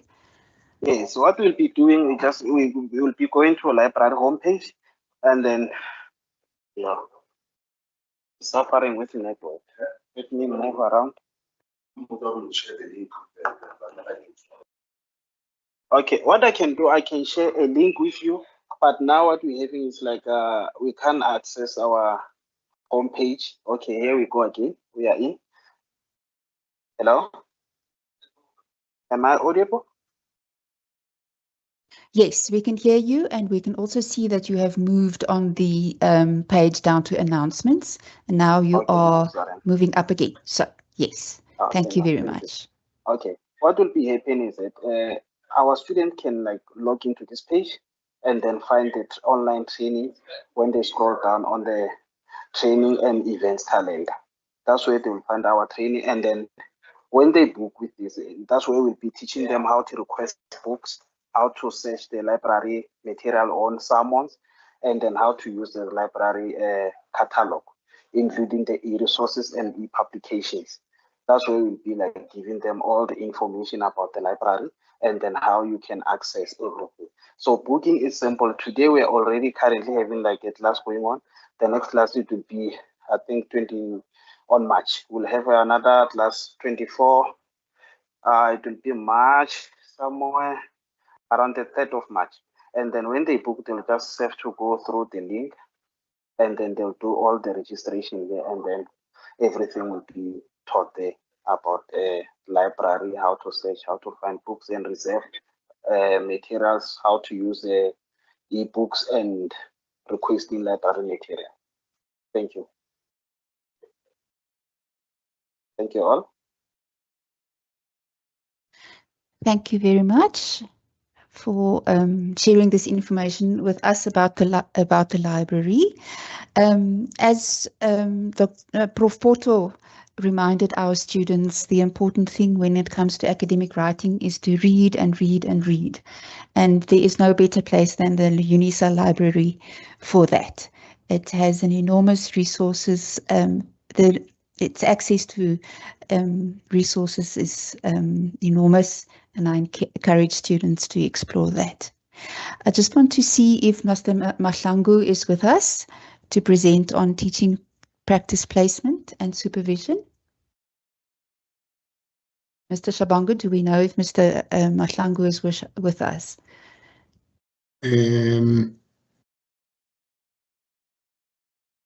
No, it seems All like right. he has not. Yeah, maybe it might be technical challenges. No problem. Dr. Bega. Then please go ahead, Mr. Shabangu. You are up next. Student support and services. Thank you very much, Mr. Shabangu. Okay, thank you very much, Dr. Bega. I have decided to quickly show my face as a student support officer in the College of Education. My name is Stephen Shabangu, and my presentation will mainly be taking our newly admitted students on the student support that is provided in the College of Education. I just want to put it on a slide mode. Thank you very much, Dr. Bega. Yeah, in the College of Education, we've got a student support office comprising of 7 staff, which are serving as student advisors. We have also a bursary coordinator, Mr. Ngwenya, who actually coordinates all the activities around the Funza Lushaga bursary and NSFAS related inquiries. As a College of Education student support, we would also like to make our newly admitted students and also to remind our returning students to say it's always important to confirm that your personal information on the system is correct, because every time when you log on, you need to get a verification code. So if your information or your details are not correctly updated on the system, you will have challenges. And then for newly admitted students, once you register, please remember to claim your logins. To claim your logins, you go to My UNISA portal. You will see there's quite a number of options. There's one for those students, returning students who may have forgotten their password, and those who are claiming or requesting for login credentials as a first-time student. And then once you have done that, you will then have full access to my module site, where you will have access to your study material for all the modules that you are registered for. Now, this refers to the curriculum verification, because when you are registering, that's where you will see for which modules under the same qualification that you are studying. Now, we encourage our students to develop an understanding of their curriculum of that qualification they are studying, so that whenever you register, you always guaranteed that you register correct modules. And select your modules according to the rules on the curriculum. Because if you check, for an example, on your B.Ed first year, you will have your compulsory modules. You will also have electives where you must choose the correct home language or first additional language. Now, you can only get the clear rules on the curriculum and not on the registration portal when you do online registration. And then you also need to be ready, as much as my colleagues presented about portfolio-based modules, which they called continuous assessment, where there are no exams, but we also have modules where students will be expected to write online exams. Now, writing online exams, the college will ensure that we give you the support and the lecturers will be assisting in preparing you before the online exams. You need to be sure of the exam site, where to log in, but that information will come through before the exam. But if you can also take note, every module that you are registered for, is it an exam written module or is it a portfolio module? And most of the time, lecturers will communicate or send through to students any necessary or important information through announcements. So you will have announcements on my exam site as well as on my module site. Make sure that you always check under announcements so that you don't miss out on any important information. Just to give you a brief overview of these online processes, for every module that has got an online exam, you need to know that we apply what we call invigilation. Now, for most of the modules in the College of Education, we use the Invigilator app, but within the qualification in education, we also have some of the school subject modules, the likes of your business, accounting, mathematics, physical science, geography, zoology, botany, which are offered by other colleges. Now, it will be important to take note for every module that you are due to write exams. What form of invigilation does the module use? Is it an iris or is it an invigilation app? Students will be provided with the guidelines on how to download the app, what you will be expected to do, and for you to be able to get your results after your script is submitted correctly. Now, it's very important to take note of the invigilation guidelines. We call this proctoring in a term we use at the university. If you did not comply with all the rules and the requirements for invigilation, when you get your results, it will say non-compliance in terms of the proctoring. Then what it means is that you did not comply with all the requirements, because students will be expected, the guidelines will advise you that before the exam, you need to scan the QR code, which will be found on the question paper. You need to take a selfie for identification purposes that you are the correct student who's writing the same exam. And then you need also to make sure that you use the correct device where the app is installed to allow the invigilation throughout the exam, for random pictures to be taken throughout. Students may not be allowed to exit the app for more than 10 minutes, but all those guidelines are clearly given to students through the invigilation guidelines. So I'm just emphasizing this so that before the exam, you make sure that you get the guidelines, you read them through so that you prepare thoroughly. Now, during the online exam, students will be expected to access the exam site, and they are expected to download the question paper, start with their exam, and also ensure that they upload the question paper, meaning they submit. Now, for submission, we need to make sure that the submission is done on the Invigilator app as well as on the exam portal. The submission on the Invigilator app is for invigilation purposes, and the submission on the exam portal is strictly for marking. But you don't have to panic. We are just giving you this so that you know when the exam comes, what you should have, and so on. Now, in the past, there used to be a contingency link, but unfortunately, it's no longer available.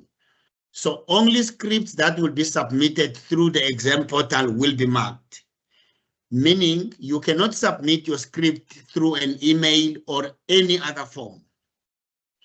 And then there's sometimes a grace period may be granted.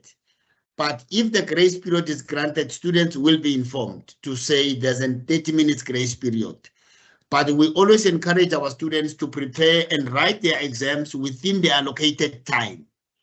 And especially towards the end time, make sure that your submission is done correctly. Don't wait for the last minute. Now, the invigilation is actually provided through an outside service provider. For all or any technical challenges that you may experience regarding the invigilation, you can only contact the service provider using the WhatsApp number, which is 073-505-8273. But this number will also be available on the invigilation guideline. And then as a college, we will also make sure that we provide all necessary support regarding the preparations towards the exams. And as a college, we want to make sure that you get the necessary support real time. If you were to experience challenges, maybe accessing the exam site, you will probably have an email address which is given below as seduexams@unisa.ac.za, so that you get assistance on time to access the site and download the question paper. You may not be able to see the QR code. You communicate any challenge regarding the online exams through this email.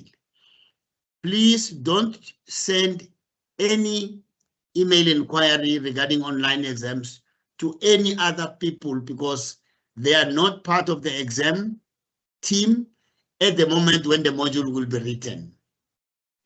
Now, for all other general inquiries, as a student in the College of Education, we urge you, please, to communicate with us using this email address, edu-inquiries@unisa.ac.za, so that from the Office of the Student Support, we are able to assist or advise or escalate to make sure that your study experience is successful and enjoyable. Thank you very much, Chair. Thank you very much, Mr. Shabangu, for your detailed information sharing with our students. Thank you very much. Mr. Shabangu, we have Prof. Mawela in the house who would like to address the students. If we could arrange for Prof. Mawela's mic to be enabled, and if Prof. Mawela would like to share a presentation, that is also made possible. Thank you very much, Dr. Bega. Thank you very much. I'm communicating with Mr. Mulawudzi quickly. Thank you. Thank you.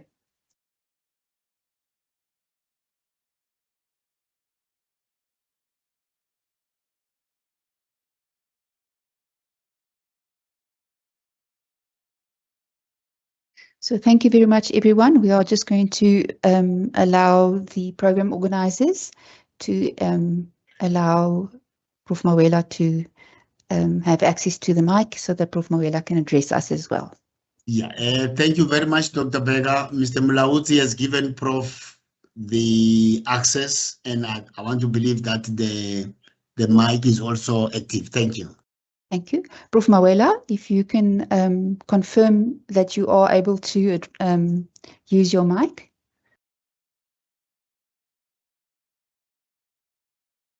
Yes, good morning. Good Thank morning. you, Prof. Mawela.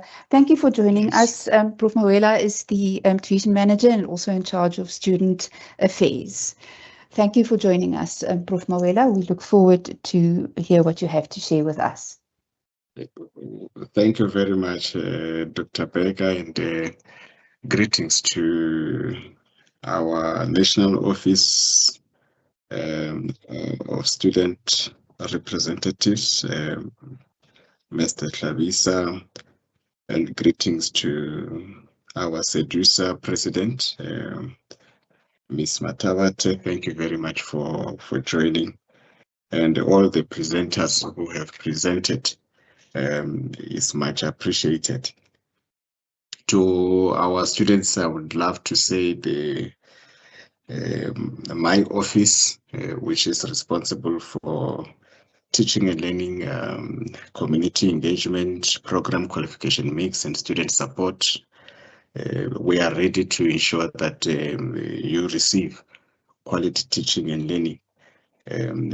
I just want you to make sure that you use the available libraries in our regions. Make use of our e-learning labs across the country. We also want to say to our postgraduate students, we have got a special student support unit now for postgraduate students, which was not existent in the past. So you are going to get a very special attention. We do have regional visits that which are going to take place. So please make sure that you check the announcement in your modules. These are special regional visits to support the students who are at risk, and all the modules that which have been identified to be as modules at risk. So please, we want all the students to be participating. It is important for me to highlight that teaching practice is compulsory.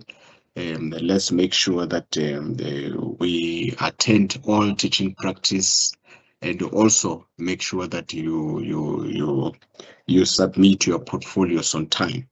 Very important. And I want to make an emphasis again on weekly online lessons. All modules do have weekly online lessons.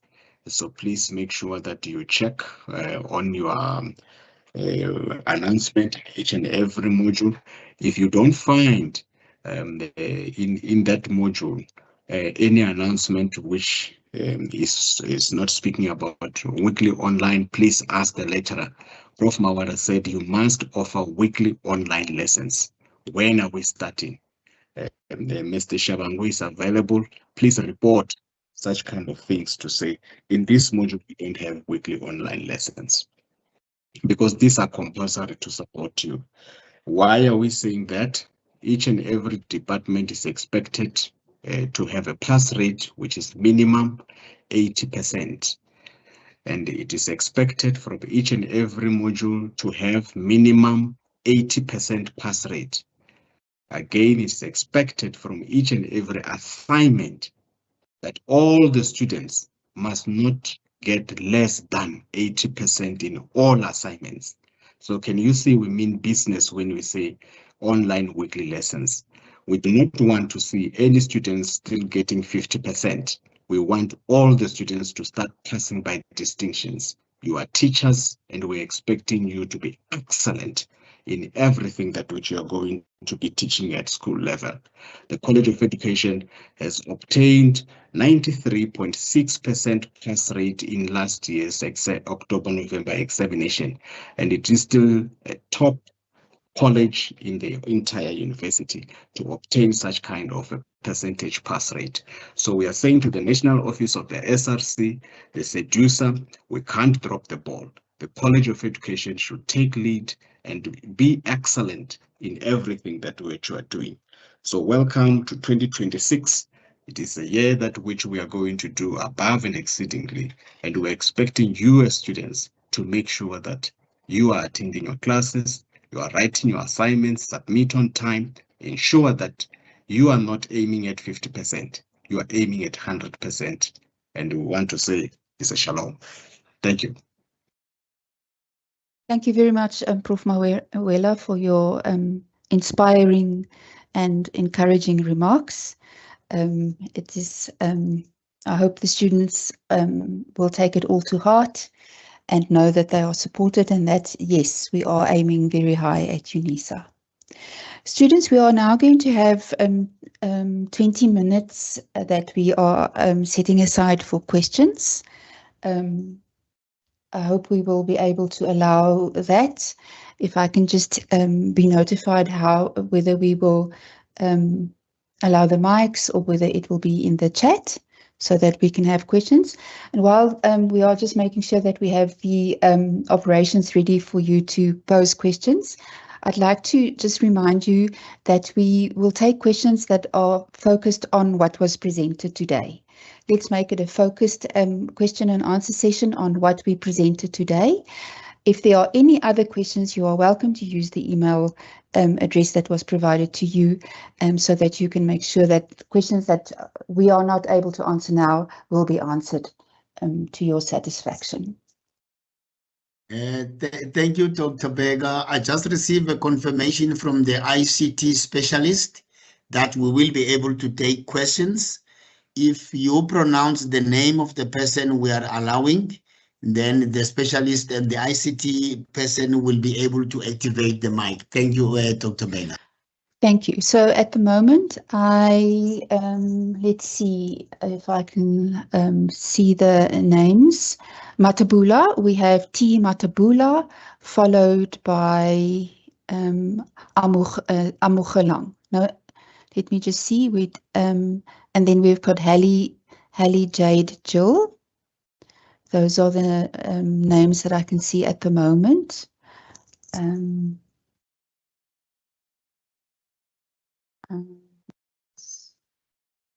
Okay, so we've got Matabula followed by, sorry, let's do it like this. We've got Matabula followed by Joy Dineo Siabi, then Dimpo,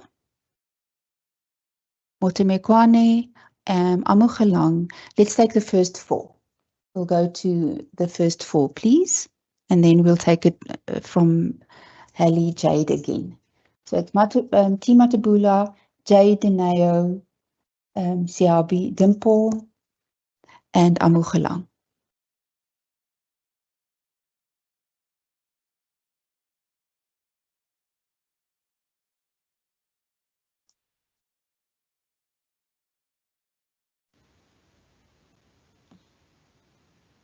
Dineo, I see your mic is enabled. Please go ahead.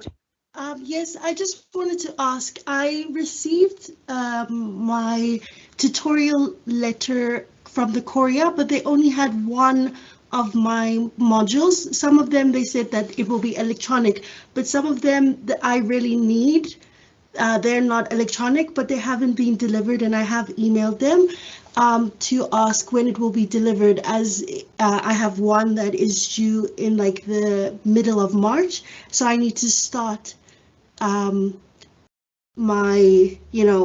doing the module. So I just wanted to ask when they will start delivering them again, or if, for example, I've checked on my UNISA and I have no tutorial letter for one of my modules at all on there, so I've been waiting, and I've also emailed them. Joy Dineo, if you can just confirm for me, when you checked on your module site under study material, is that where you could not see the tutorial letter 101? Yes. Okay. And Mr. Shabangu, do you want to jump in there? Yes, thank you, Dr. Berger. If I can quickly ask Udineo to under chat, just give us the student number and the module code. We will quickly investigate and we will return back to you using the My Life email. Okay. Thank you. Thank you, Mr. Shabangu. Thank you so much. Pleasure. So if we can go to T. Matabula.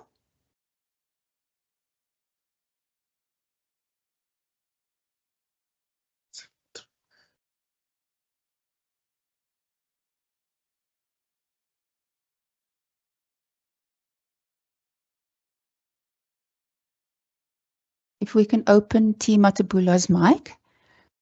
Oh, Amugelang's mic is open. Go ahead, Amugelang. Hello. Hello, we can hear you. Go ahead. Okay, so I wanted to ask about the letter of placement, because many people have been talking about saying we need to have it, but some of us don't have it on our tutorial letter. Is that for teaching practice? Yes, some people are saying they have tutorial letter 102. Some of us don't have it. All right. Mr. Shabangu? Thank you, Dr. Berger. We actually invited our colleagues from the teaching practice, but it seems like due to technical challenges, they were not able to join us.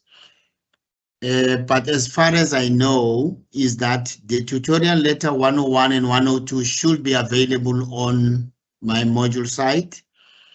because the tutorial letter 102 give you more details about the placement, all the necessary information. But for you to actually start with the process of placement, you can do so on my UNISA site. You will see on top, teaching practice placement. But for further assistance, you're more than welcome to send us an email using that eduenquiries@unisa.ac.za to make sure that we provide that necessary support on time. Thank you, Mr. Shabangu. Amugelang, have you? Okay, thank you. Can we go to the next student, please?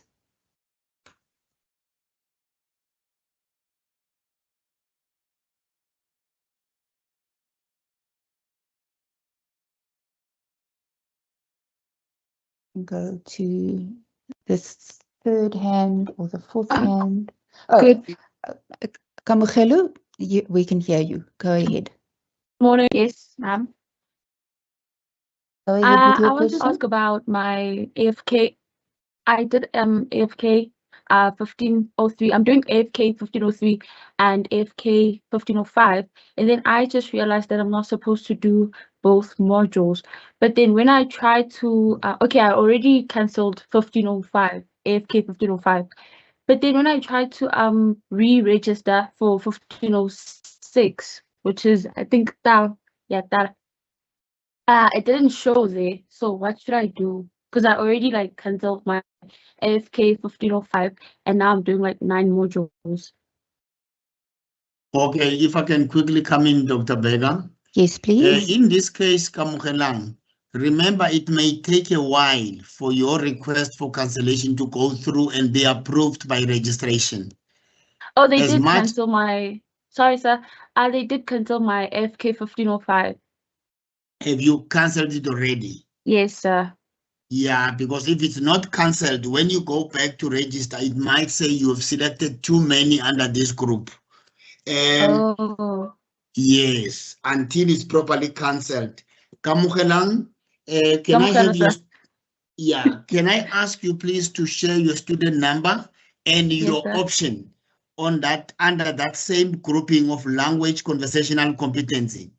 If you don't mind, just to send it through chat, and then we will definitely get our registration section to confirm the cancellation and activate the newly elected module. Thank you. Okay, sir. Thank you, Thank sir. you. Thank you, Mr. Shabangu. Thank you, Kamugelo. Thank you, ma'am. The next student, please.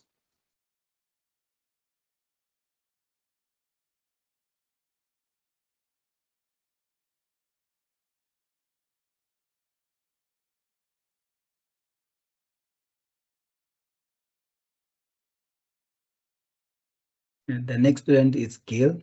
Then Thank you. Thank you very much. Go ahead, Haley Jade.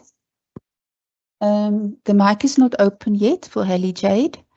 There we go. The mic's out. Thank you. They just have to unmute from their side. Oh, okay. Thank you. Thank you. Go ahead, Haley Jade. Good morning. I hope you're all doing well. I just have a question on the Invigilator app. Is it an app that has to be installed on your phone, or can you install it on your laptop to use for exams and assessments that require it? Thank you very much, JD, for such an important question. The Invigilator app can only be downloaded on your smartphone only. But now we also have a special Invigilator app which is automatically built in for only multiple choice questions. So if you're writing an MCQ, sometimes they call it a quiz, it will need a laptop with a camera so that your camera is activated. So when you write an MCQ or a quiz exam, you need to make sure that you use a laptop with a camera, and then it will be easy. But for other modules which are not exam, which are not multiple choice questions, you will have to have a smartphone where you will be able to download the app, and then that phone must be next to you during the exam. Because remember, I said it must take random pictures throughout the exam. So the recording on the Invigilator app must be on a separate phone. I hope I've answered you. Thank you. And I also have got colleagues from DSAA who can add if maybe there's still more to say. Is the one for the laptop the Iris app or the IRIS proctoring tool? And the IRIS is only used by 2 colleges, which is College of Agriculture and Environmental Sciences and College of Science, Engineering and Technology. In SEDU, CHS, College of Law, we don't use the IRIS. But as I've already said, if you are writing any of the school subject within your qualification, the guidelines will be provided to you by that relevant college. All we can do is to make sure that we familiarize ourselves with those guidelines and to make sure the module we are writing, which form of invigilation are they using for the module? Is it IRIS or is it an Invigilator app? Thank you so much. Thank you. Thank you, Mr. Shabangu. R. Pillay, please unmute and ask your question.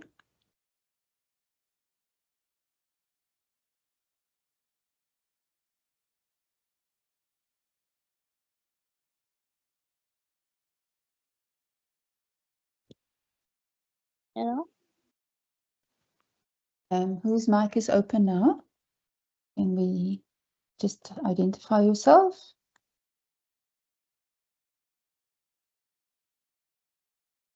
Hello. Hello, we can hear you. Can you please just identify yourself? Morning. I'm Tisha Govanesh. I'm at Trevor. I hope you're doing well. Thank you. We all go ahead. I have a question. That's good. My question is regarding the Invigilator app. So I want to know, for us who don't have laptops, what are we going to do?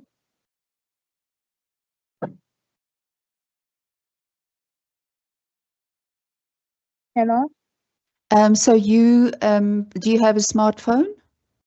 Yes, I do have a smartphone. Yeah. I heard Mr. Shabangu saying that a smartphone would be used for multi-choice question only. Mr. Shabangu? No, I said the Invigilator app can only be installed on a smartphone where you are going to use it for Invigilator app. Thank you. I'm not sure whether I'm audible, Doc. Yes, you are. We can hear you clearly. Thank you, I Mr. said Shabangu. you can only install or download the Invigilator app on a smartphone. And then when it comes to the multiple choice or a quiz exam, you will then be using a module proctoring. That comes as a built-in as long as you are using a correct laptop. Thank you, Mr. Shabangu. Okay, thank you. Thank you. Boitumelo? Morning, everyone. So my question is regarding examination and the Invigilator app. So I heard Dr. Rankweteke say that the only time you will not be flat is when a dog is barking or when you're turning your page. So I'm a person who reads questions out loud when I'm writing something, or I love reading out loud. So will I be flagged when I'm reading questions out loud during an examination? Thank you. Mr. Rankweteke, Dr. Rankweteke, please go ahead. Yes, good day to the students and colleagues once more. What I have said, if you heard me clearly, I was just giving an example with the dog barking. I further said all the flagged recordings are going to be reviewed. There is level 1 review of those, and there is also level 2, which includes the primary lecturer. That is when we are going to listen to the quality of the content of the flagged recording. So it is always that. But in your case, as you have said, you prefer reading out loud. We had a similar situation whereby there's some students who have the like when they write, they type, then there is the reader on Microsoft Word that will read. But with that one was different because of the voice was different. But in this case, I believe the lecturer then will therefore compare the voices. I mean, like, will therefore listen to the voices, because of obviously when you do speak alone, it will clearly be picked up to say that this person has been talking alone and so forth. Because of what we are more against, it is the discussion of that. As I've said, I do understand what you say, you write like you like reading out, but I normally advise to say that let us take our examination as the venue-based examination, whereby there won't be any interferences that will be or act against the adherence of the academic integrity. Thank you. Thank you, Dr. Nkoeteke. Sorry. Go ahead, Mr. Masham. There's just one question from Vinolia, who is asking about the mentor, that if she can be provided with a mentor in grade 6 and 7 for her practical. I just want to clarify that one. The school, after your placement has been confirmed, there is a communication from the college requesting the school to assist with allocating a mentor, which will be the relevant teacher for the learning area and the grade. So that information you will be assisted when you get to the school. The college will only allocate a supervisor, one of the academics, who will come and provide the necessary support during your practical period. I hope I've answered Vinolia. You can proceed, Doc. Thank you, Mr. Shabanko. We're going to move on to Fosia Mashimbiye. Morning, everyone. I'm having a challenge on logging in on my admin. I have tried to use the same credentials that I used when I log into my modules and my live emails, but I'm getting the error, like it says invalid credentials. And I have tried and made sure that I use the same credentials, repeated the same thing, but I'm still getting that error. So for now, I'm not sure what I'm supposed to do.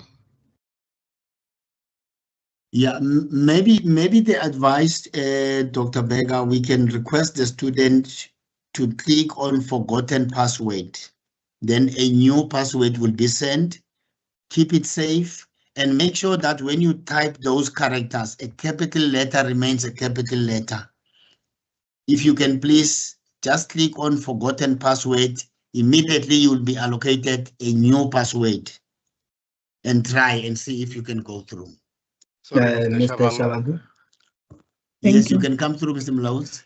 All right. In that case, the student has to check the following. Sorry, apology. The access of my life and my admin, we use the my life email address. On my admin, it's just a student number as a username, and the password is still the same that they use on the other side. I think that's where they're getting the error message. Thank you very much, Mr. Mlaus. I hope you are assisted with an advice, my student. Yes, thank you. I will try that. Thank you very much. If we can move to the next student, please. The next question. Hi, everyone. It's me, Bonnie here. Go ahead. I have a question. When we submit assignments, should we do them electronically or we can submit them as written assignments? All assignments are submitted on the modules site. So on the module site, there will be an assignment folder where you will then submit the assignment. And you, if you are allowed to submit handwritten, you will scan the document and you will submit it as a scanned PDF.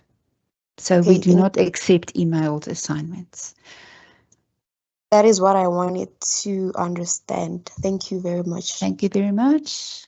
Can we go to the next one?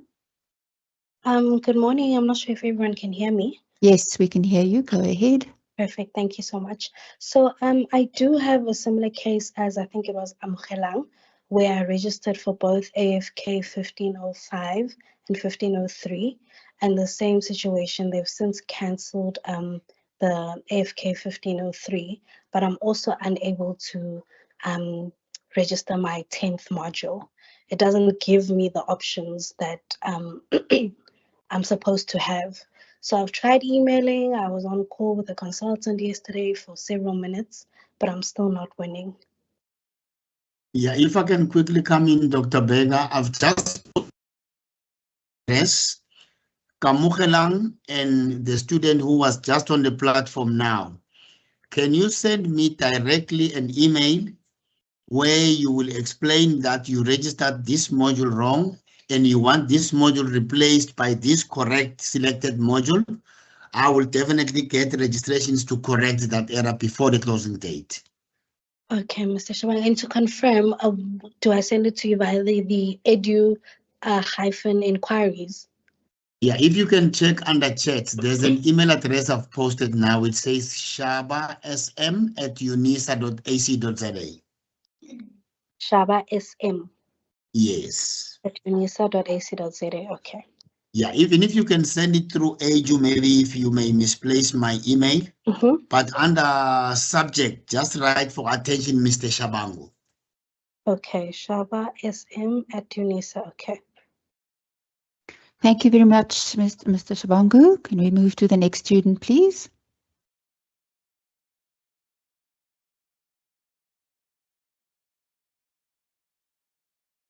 Yeah, we have Wabude on the line. Thank you. Good morning, everyone. Morning. Please go ahead with your question. My question is similar to, I forgot her name, but it's regarding the study materials. I received my first batch of study materials, I think it was two weeks ago, and then I have not received my other materials. I tried tracking it. It says that it is at DSV. So I don't know how I can go about this because I really need the study materials to do my assignments.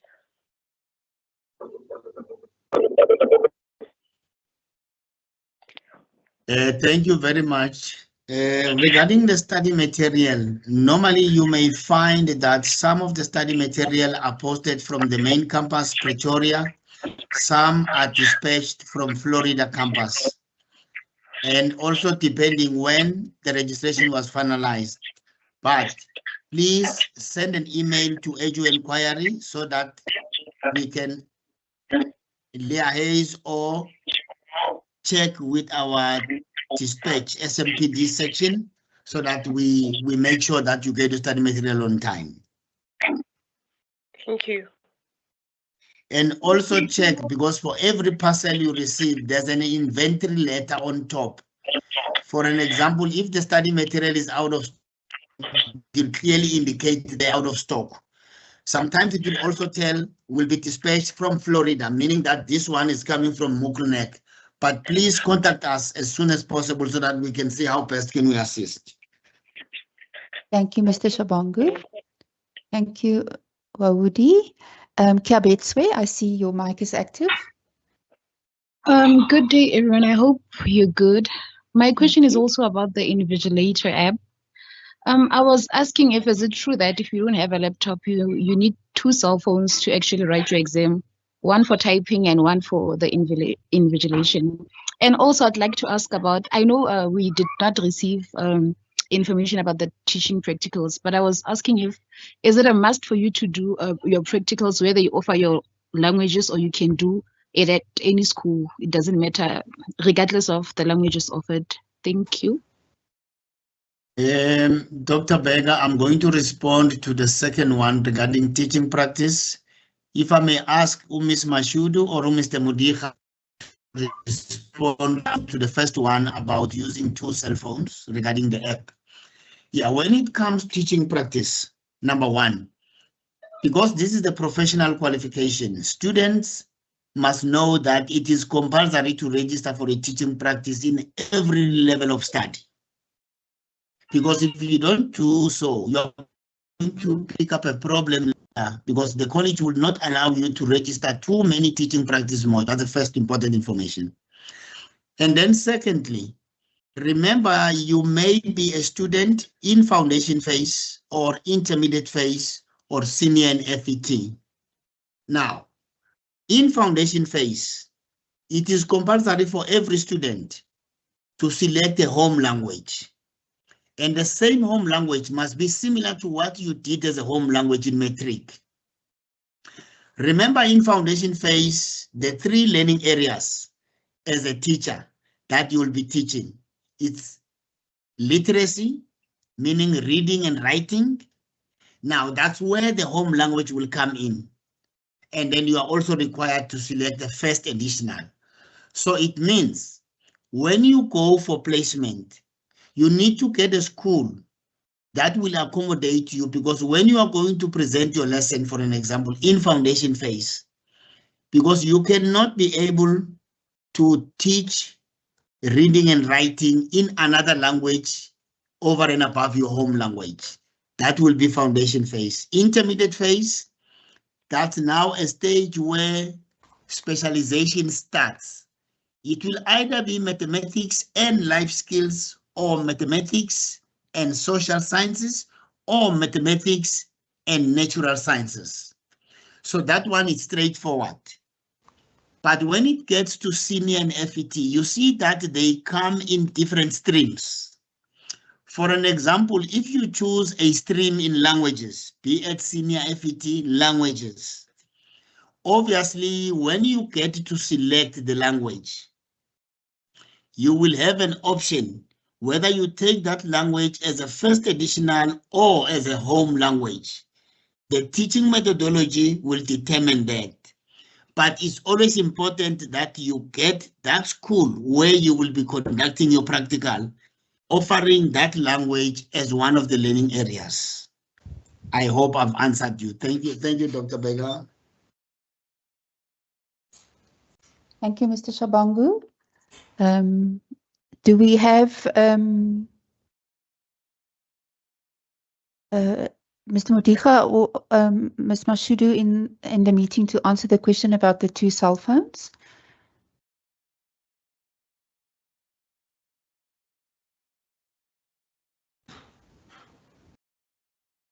Mr. Shabangu, do we have anyone to answer on the 2 cell phones question? Maybe they have other commitments. Okay, so maybe the email that question. If that question could be emailed, Mr. Shabangu, would that be also work? Yes, that is correct. But as far as we have experienced this, you come across cases where a student could only be using a cell phone or more than one cell phone. But we always recommend that students must try their best to use a laptop for writing the exam and then use the cell phone for invigilation purposes. Meaning that even if you may not have a laptop, you can try maybe and get assistance either from the family or from the local schools or organizations so that your exam is not disturbed by any means. You are able to write and pass your module so that you can proceed to other modules. Thank you, Mr. Shabangu. Thank you very much, sir. Thank you. Thank you. Before we move to Nomtandazo, I just want to remind the students to complete the evaluation form. I think it is available in the chat, Mr. Shabangu. That is correct. Mr. Mlawutsi can confirm. That's correct. Thank you. Please, students, while we are busy with the questions, you are welcome to complete the evaluation form. Nomtandazo, please go ahead. Okay, good morning. Morning. Please ask your question. I wanted to ask about my study material. I didn't receive any study material from my modules.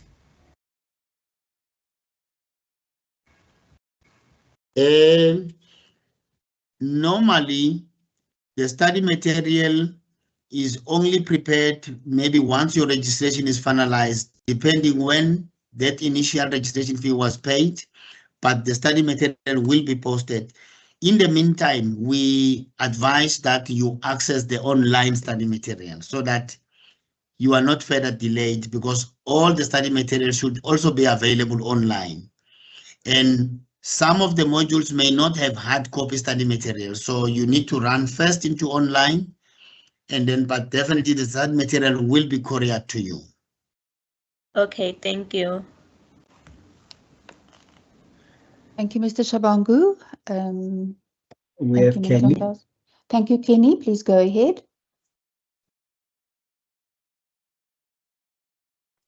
Kelly, unmute.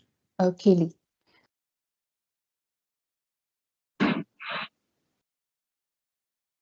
Morning. Morning. We can hear you. Please go ahead. My name is Lemi and I am doing B.Ed in foundation phase. I have a question. I have registered 10 modules and one of them asked if I should do it in first or second semester, which is why I chose second semester.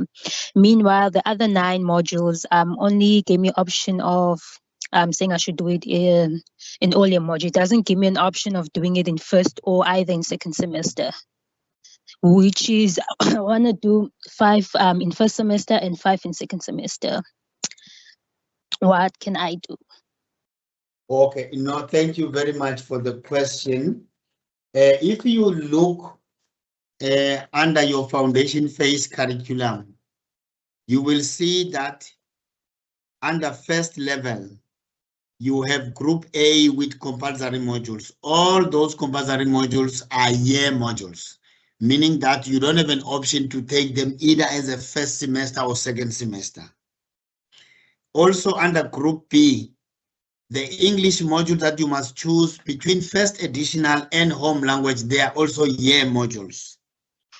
It is only under group C where you need to choose first additional, where you will come across some of the modules as semesters, and also group D. But when you register, if the module is a semester module, that's only where you will have an option to tick whether you take it as a first or second. But if you don't see that option, automatically it says it's a year module. Now, we normally advise students to say, as much as you can take 10 modules, you can move, if there are 2 semester modules, you can still move them to second semesters, as long as you don't exceed 10 modules. But it will make life more easy. If, for an example, why can't you move the semester modules, the 2 semester modules to semester 1? Then you know that you can complete that module at the end of the first semester while you're carrying on with your year modules, just to divide your workload. But the main one is to note, if there's no option for you to tick, it means it's a year module. Then that can assist you to divide your workload. Okay, thank you so much.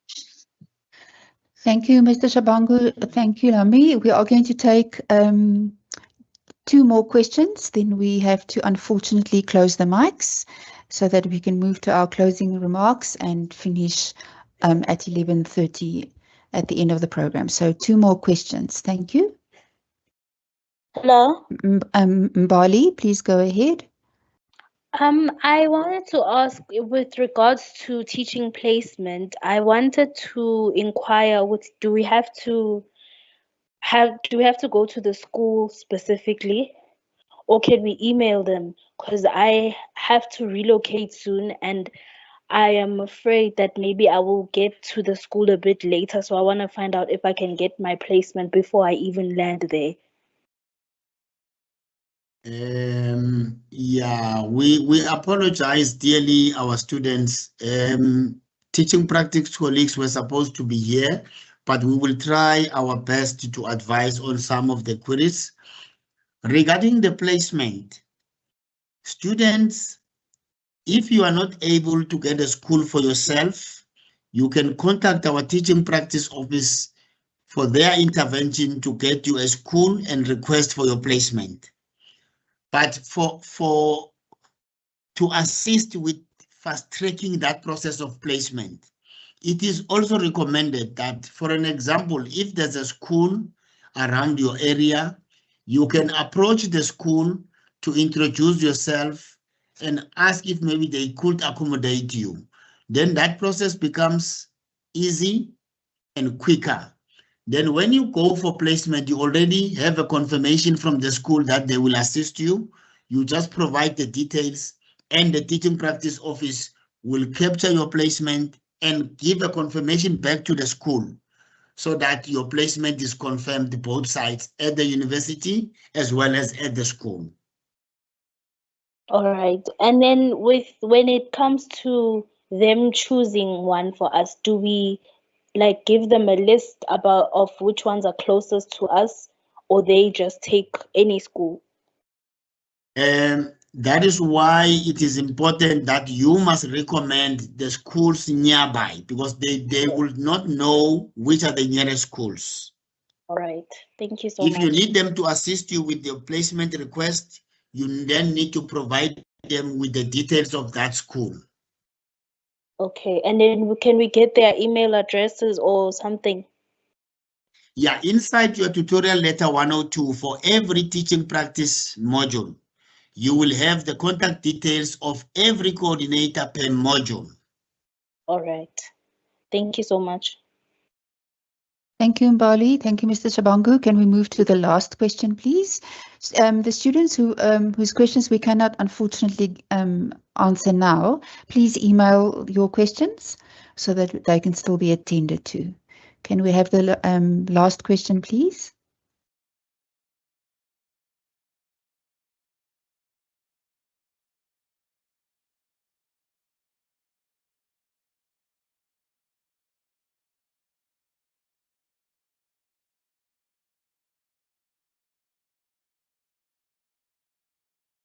Go ahead, Prince Mube. Hi, how are you? Can you hear me?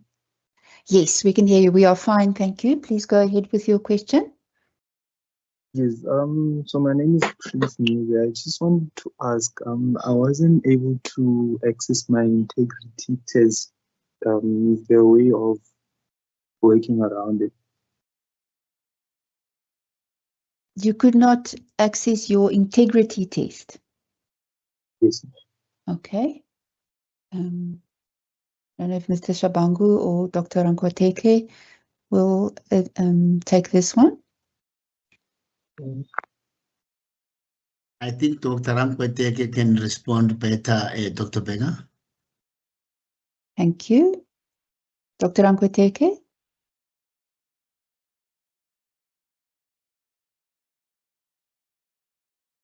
Because as far as I know, this academic integrity test is compulsory now to all the students. In case you may come across or experience challenges, then you can communicate with the call center, our Student Communication Services Center, using the email address enquire@unisa. I will write the email address under chat, enquire@unisa.ac.za. They will be able to assist you. Right. I've already posted under chat, Dr. Bega, the email address for the call center. Thank you very much, Mr. Shabangu. That has then brought us to the end of our question section of the program. If you can please... Good day, colleagues. Sorry? I'm sorry, Butimelo Mateus. I would like to respond with regard to integrity test. Thank you. Please go ahead. Thank you. Okay, thank you. Normally, what does it happen is there will be two groups of like the students, and then there will be allocated a specific due date. So students need to do their a test within a prescribed period. So the first group one was due on the 7th of February, and then there will be others that will be like coming, like the group 4 and 5, which will be due on the 20th of February. So I think if the student missed the integrity test. Maybe the department will also email the new dates, so they need to just check their information. But also they can email my modules 22@unisa.ac.za for all the inquiries. I will post the email on the chat. Thank you. Hello? Thank you very much. No, thank you very much for responding to the question. It's much appreciated. So students, that then brought us to the end of our question and answers session for this program. I remind you that to please email the questions, those of you who whose questions we could not take today. Please email your questions. They are all important and they will be answered. And then also just another reminder to please complete the evaluation form. I'm now going to hand over to Dr. Mukati for the closing remarks. Thank you. Good morning and greetings to all of you students and the colleagues. Thank you so much, Dr. Berger, for giving me this opportunity to give my closing remarks. It is much appreciated. I just want to start by expressing my words of gratitude to the college student support team for putting together such a powerful program. We want to thank you so much, colleagues. It was indeed worth attending this kind of a program. And we want to thank all of you students for your attendance. I think it is worth mentioning that your attendance means a lot to us as academics and admin staff. At some stage, as I was checking, we had more than 740 students who were part of this meeting. So we just want to thank you for your commitment. This clearly shows that you take your studies seriously. And we also want to thank you so much, students, for asking relevant and pertinent questions. We gave you the platform to do that, and you did that very well.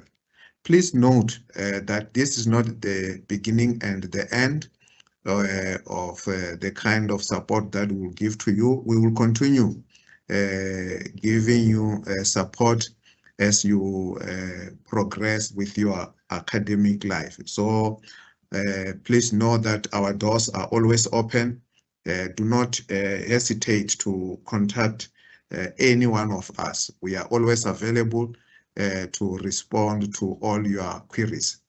Right. At the same time, I don't want to be long. I want to thank both our program directors, Dr. Mahlambi and Dr. Berger. You steered the ship very well. We want to thank you so much, colleagues, for your calmness during this program. And I will just want to repeat what Dr. Mahlambi said in his introductory remarks, to say that as students, please, you should know that you are not working alone.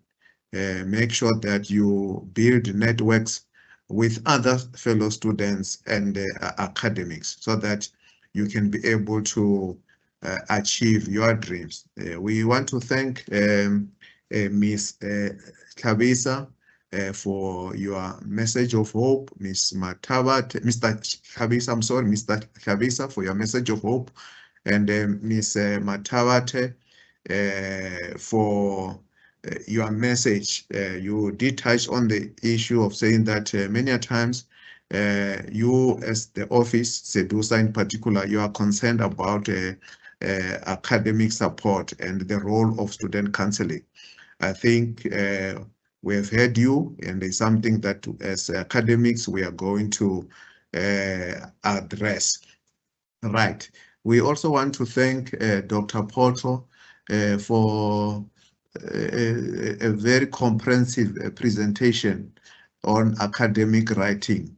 Indeed, it was well done, and I think those of you who were here, you will agree with me that it's something that you need to take cognizance of, because if you want to be a good student, you need to write well. You need to know what academic writing is all about. Thank you so much, Dr. Poto, for that presentation. We also want to thank Dr. Rankwetete for your leadership when it comes to issues relating to plagiarism. Please, students, please, this is very, very important. We do not want a situation where some of you will have to face the college disciplinary committee. I don't think that is good for you. Please make sure that you refrain from plagiarism. Make sure that you refrain from buying assignments from sources that are against the policies of the university. We also want to thank Mrs. Mashudu Chikakisa for a comprehensive presentation on assessments. And I think that was well presented, students. I think by now you know the difference between formative and summative assessments. And we want to echo what she has said, that make sure that you submit your assignments on time. Some of you fail not because you are not good students. You fail because you do not submit or complete your assignments on time. We want to urge you, we want to encourage you to make sure that when it's time for the submission of assignments, you do that on time. We want to thank Mr. Mameja for providing us with information with regards to library services. Yes, students, please make sure that you make use of the services that are available at our libraries. You heard him saying that our libraries are available all over the country and even beyond our country. We have a library in Ethiopia. So we want to encourage you to visit our libraries at all times so that you can be able to access all the information that you need for your studies. We want to thank Mr. Stephen Shabangu for the job well done. I know that he's a man who is well informed, more especially when it comes to student support. We appreciate your leadership, and we want to urge and encourage our students to always get in touch with his office. He is always available. You can call him at any time, but don't call him on weekends. But one thing for sure, from Monday to Friday, he is always available to offer support to all of you. Thank you so much, Dade Shabango. Lastly, we want to thank Prof. Mawera for giving us a message of support.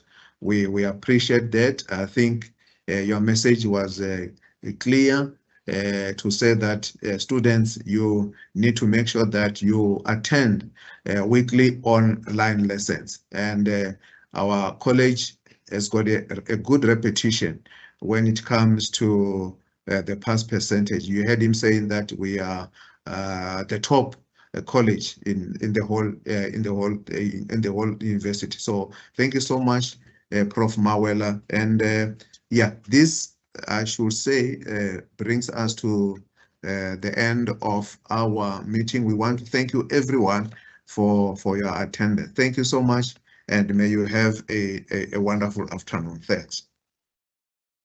Thank you, Dr. Mukati, for that comprehensive overview and closure of today's program.